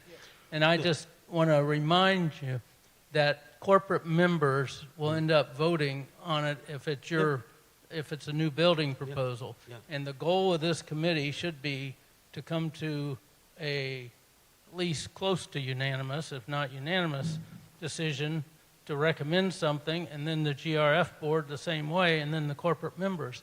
Unless we have a complete analysis at some level, the same thing's going to happen at the corporate member level again, in my opinion. And we'll be back here again unless we take the proper process. Yeah, and I don't disagree with you. Here's where I would disagree, is that taking all four to GRF probably doesn't make a difference, doesn't make sense, okay? Yeah, because so we'll go through this all again, okay? And so this committee has to make a choice, one or two. And I was being gracious by saying twos when I look at the hands that went up, okay? And I think it is a good idea for both of the major proposals to advance, all right, to GRF. But if somebody wants four, then that means we made no choice at all, okay? And we've been here doing all of this for no reason at all. It makes no sense. We need to make a choice, one and two, here, this committee, okay, and move forward with a recommendation of one and two. That's how I look at it. For discussion purposes? Yes. I don't think it hurts to say that we're forwarding the four to GRF so that they can determine how to direct staff as far as which one they want the staff to spend money on evaluating. Spend time. The reason I disagree with that only because the other two, okay, have not become evaluated at all. They were last-minute proposals. We've been at this for 11 months. And if I expand that, we've been at it for at least the recent ideas for the last 4 years. And if I go beyond that, it's been 13 years. So we cannot we've got to advance the ball, okay? We've got to advance the ball. So with that. Can we withdraw any, can we vote to eliminate the previous motions and start all over? I withdraw my motion. Yeah. I withdraw my motion. So Jim, may I say something? If everybody would withdraw their motions, and then we'll start from the beginning. Okay. Okay. Okay. Can I make a member? We have a former board member here by her own I admission. just want to state, if you had how many meetings now? The first one I heard was enormous amount of people showed up. Mm-hmm. Now you've got another room full of people. Is it the purpose of your jobs to hear what we want Mm-hmm. and go with it? I don't hear any person in the community ever wanting to go along with this, move everybody up. We're all saying the same thing to you. You're talking about 44 people. And all of a sudden we're talking $6 million when it could be $2 million to just build the damn building, put them back, and leave us alone. Why are you going to now spend staff time money to evaluate two? If you see the residents coming out and they raise their hand in favor of everybody get out of the third floor everybody's happy with all the clubs being moved all over the place. You haven't heard that. Yeah. So why are we going to spend staff time? I'm just asking you to think about the motion that you're filing. Yeah, and Because we again, own the place and you represent I us. do. Yeah. And let's say, I thank you in being a former board member, but I think you also know what we are up against in terms of interboard communication and governance. Therein lies the big issue. And I'll be honest, what the big issue is interboard governance competition, or whatever you want to call it. And I'm just speaking out of frustration, because what I just hear is politics will be over what the community wants. That's what I keep hearing. You've got to make sure that you satisfy the corporate members, which are the mutuals, okay? And the mutuals are the corporate members are going to vote the way they vote, but they got to hear from you, okay? And hopefully you heard it today. Now, just let me talk, because I'm frustrated. I'm frustrated because what we've done with this problem and many other problems, we go around and round and round and round because of politics and not looking at the best interests of the community. And the community has been invited to opine on this, okay? I've purposely done that through my emails. Okay, is to come in and opine. I don't know what the answer was going to be. I know, but this answer needed to come from you guys. And now what I'm hearing is maneuvering here. Okay, that's what's happening. You know it and I know it. There's a lot of maneuvering here so someone can get their way. Well, they can get their way. They can get their way by allowing this to move forward in the right channels and have a good analysis done on what the two major ones. But if we don't go back or to GRF's whatever GRF thinks they want to do, okay. But if we started to act as if we don't do what we should do or think is best interest of the community, because it may or may not be passed by the corporate members. If it's not passed, whatever happens, if it's not passed by the corporate members, guess what? You guys need to hold each corporate member accountable.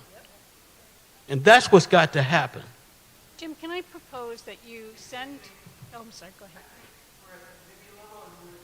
Yeah, no, we are at the committee level, but I'm the chair, and so I'm being obstinate at this point, and I'm voicing my opinion on something that has long been held within me as we try to go through the rules. Okay, yeah, and all the motions are withdrawn at the moment. Yes, they were withdrawn. The motions have been withdrawn. Yeah, Mr. Chair, just so that we have it on the record, because the motions were not made into the microphone, so we can just get confirmation that the amended motion by Director Karimi and Director Stevens were withdrawn, and then the original motion by Director Bach and whoever seconded are also withdrawn. Yeah. And the meeting minutes will reflect that. Thank you. Appreciate it. So let's just move on. So you could move on, is that you do propose both of them and just say that the general consensus in the room was for proposal 2.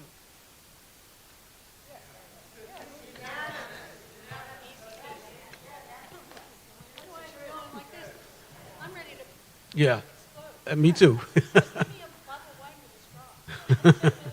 Me too. So I'll entertain a new motion to take proposals 1 and 2 in order of their preference.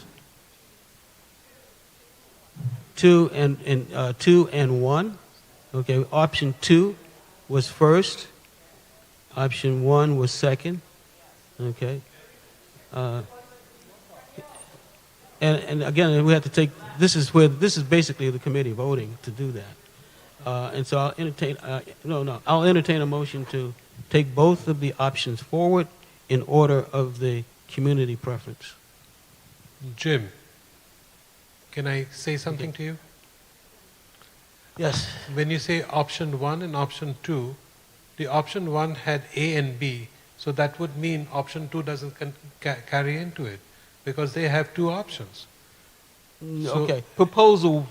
Proposal Call 1A, it, rather than 1 option, let's call them proposals. Okay, 1A, 1B. Are you going to treat them separately or together? No, the proposal was one proposal. It may have included two options, but they were so similar.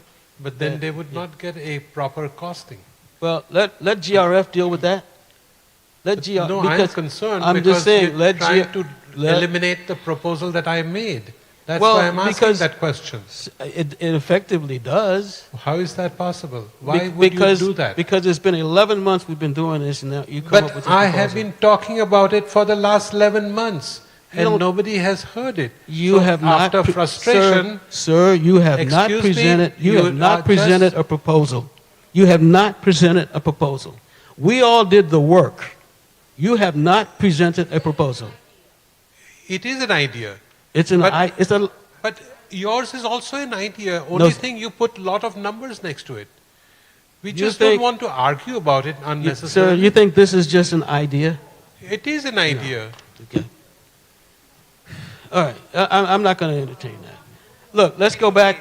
Okay, I'll entertain. I hate to argue like this over here. Yeah, I'm not. It's I'm not just going to argue with it. unnecessary. You asked the Okay. question. It does not include your proposal. Okay, go ahead. We'll find out. Oh. Oh my goodness. Us people. Go ahead. Okay, relax, Jim. Jim made a proposal that two proposal move up to GRF. Do we have a second on that? The proposal by Nancy and Andy and the proposal by Jim. Those two proposals go to GRF for whatever next step, which is costing or whatever. Is that seconded by anybody? I'm clarifying. I know, that's what I'm saying. Complete proposal. There was one complete proposal. They call it A and B, I don't care. There is one proposal that Andy and Nancy made. Let's just, I know, but it's one presentation.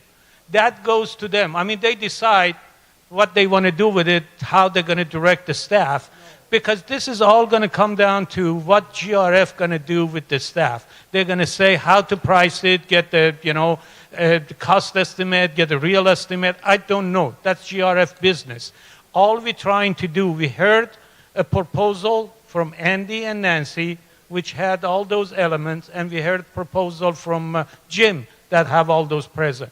We're saying that let's forward those, because if we try to mince the, the thing here, and we're going to be here till 2 o'clock in the morning. For the purpose of directing staff. Exactly. If that is acceptable, then please, somebody second it. Okay. Now, back to you. Thank you. Okay. Moved in second. Are you ready for the vote? Right. Yeah, now you can ask Okay. if there is opinion, I guess. Okay. Discussion. That eliminates the proposal of as is. That eliminates, your proposal is rebuild E. That's one proposal. If that is one proposal, fine. And then the other proposal was the proposal from Nancy. And yeah. Okay, so there are two proposals, 1 and 2. And you send those to the board, and then the board can do whatever it wants with evaluation. So that, as long as one of the proposals is your proposal, Yeah. okay, then you can vote on that. No. No, we'll take a vote now, but I would think so. That would be our choice. Not everybody has been here, Juanita. It's Not everybody on the board has been here. So a caveat would... so let's get the next. You have Maggie. You have somebody behind I'm you. sorry. I was going to say a caveat would be that you can say the clubs with vehemence disagree with... No, we are in favor of yours, so that we do not have to come again to do this meeting again in front of GRF. Yeah, it's obvious. That's pretty obvious, but go ahead. I'm speaking now. It's my turn. Let the minutes show there were 300 people here from the village, and that we feel strongly about two issues that we want you to vote. But you have to include the village. We have a response. We have been eager to respond. Please, board ladies and gentlemen, kings and queens, done! Thank you. Okay. I just want to make one more painful comment here. This is about 44 people, you keep losing sight of all of this, 44 people who lived happily ever after in a building of 5,500 square feet. So how we wind up with somebody treating this community like we're a corporation, we are not. We are senior people. We don't go to work every day, we go to play every day. And all these things that you're talking about in this proposal with people who work for a living is moving all us people around because somebody decided that we needed more space. I want to tell you personally, have you ever gone to under Clubhouse for pool? There's no windows there. So how come? Oh yeah, but it's disgusting space. It's disgusting space. So what did they do with it? They turned it, when they moved the Bridge Club out to Clubhouse 7, what did they do with it? They turned it into storage. So, another day, another time, talk about other things. But if you think you're going to go to management and you tell me that all this proposal stuff isn't going to cost us a fortune, it's already cost us $50,000 for somebody to tell us that everything has to be changed, there's something fundamentally wrong here. I know from the board there's always arguments, there's always disagreements, there's always 5 against 6, my team versus your team. But this is a situation which is all of you against the community. Nobody wants this upheaval. Yeah. Don't yeah, want no, it. Yeah. Yeah, but no, I understand how it. Yeah. Okay. But this is a process, and unfortunately, it is part of the process. It's frustrating to me too, so I get it, but it's part of the process. So there's a motion on the table. All right. And we've heard from the Hello. Okay. What motion's now on the table? Okay.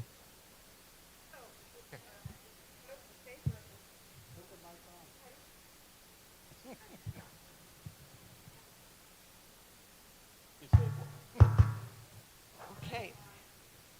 I'm on. If we pass this motion, okay, does that mean this committee is over? It sure would. Yippee! Okay. It means we will have completed our task, okay, which is to bring a or several proposals to GRF for a decision. Well, wait, I want to. Oh, Nancy wants to talk again. Okay, Nancy. Thanks. So, folks, I didn't have skin in the game when this whole thing started, when we were I fulfilled my duty with relative to the assignment.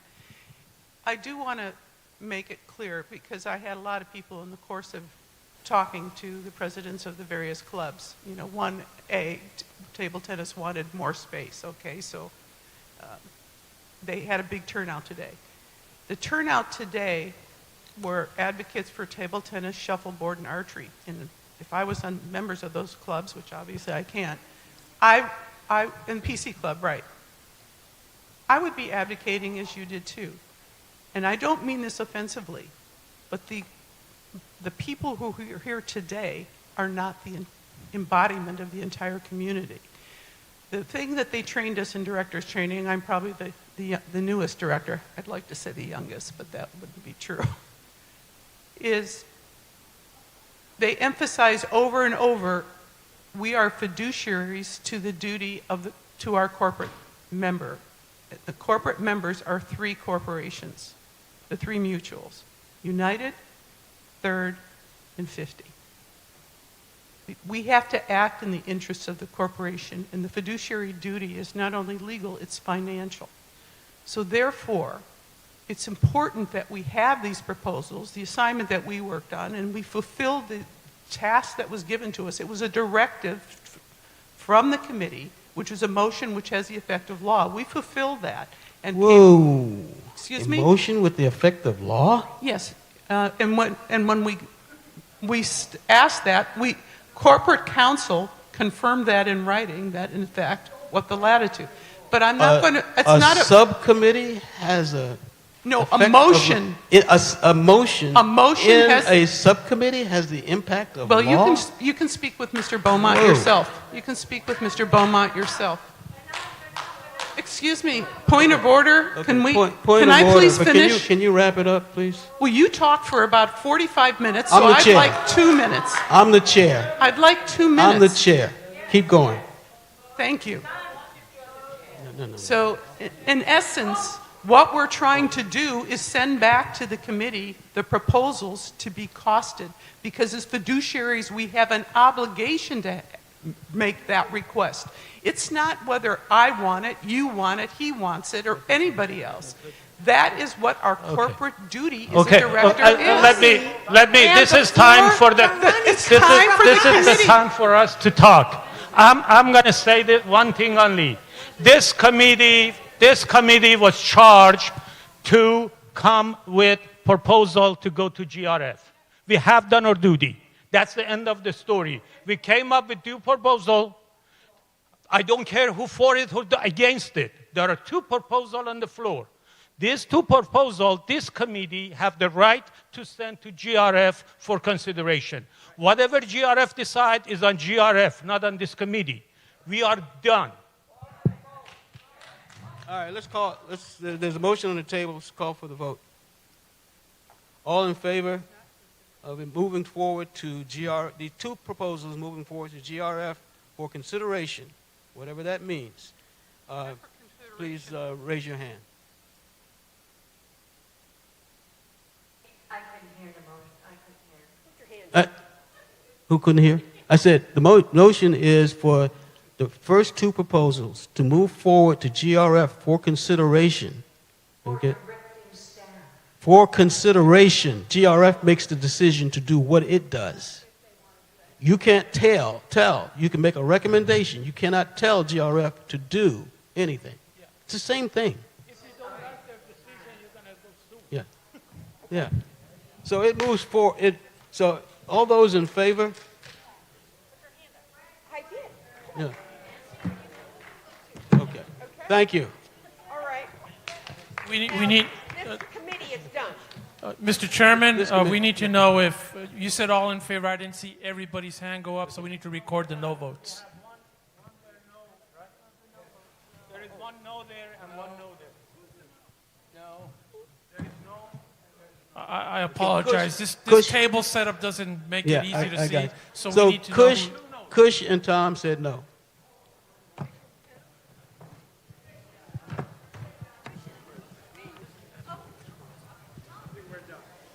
Mr. Chair, do you want to just skip the last few items on the agenda and adjourn the meeting? The meeting is adjourned. I want to tell you something.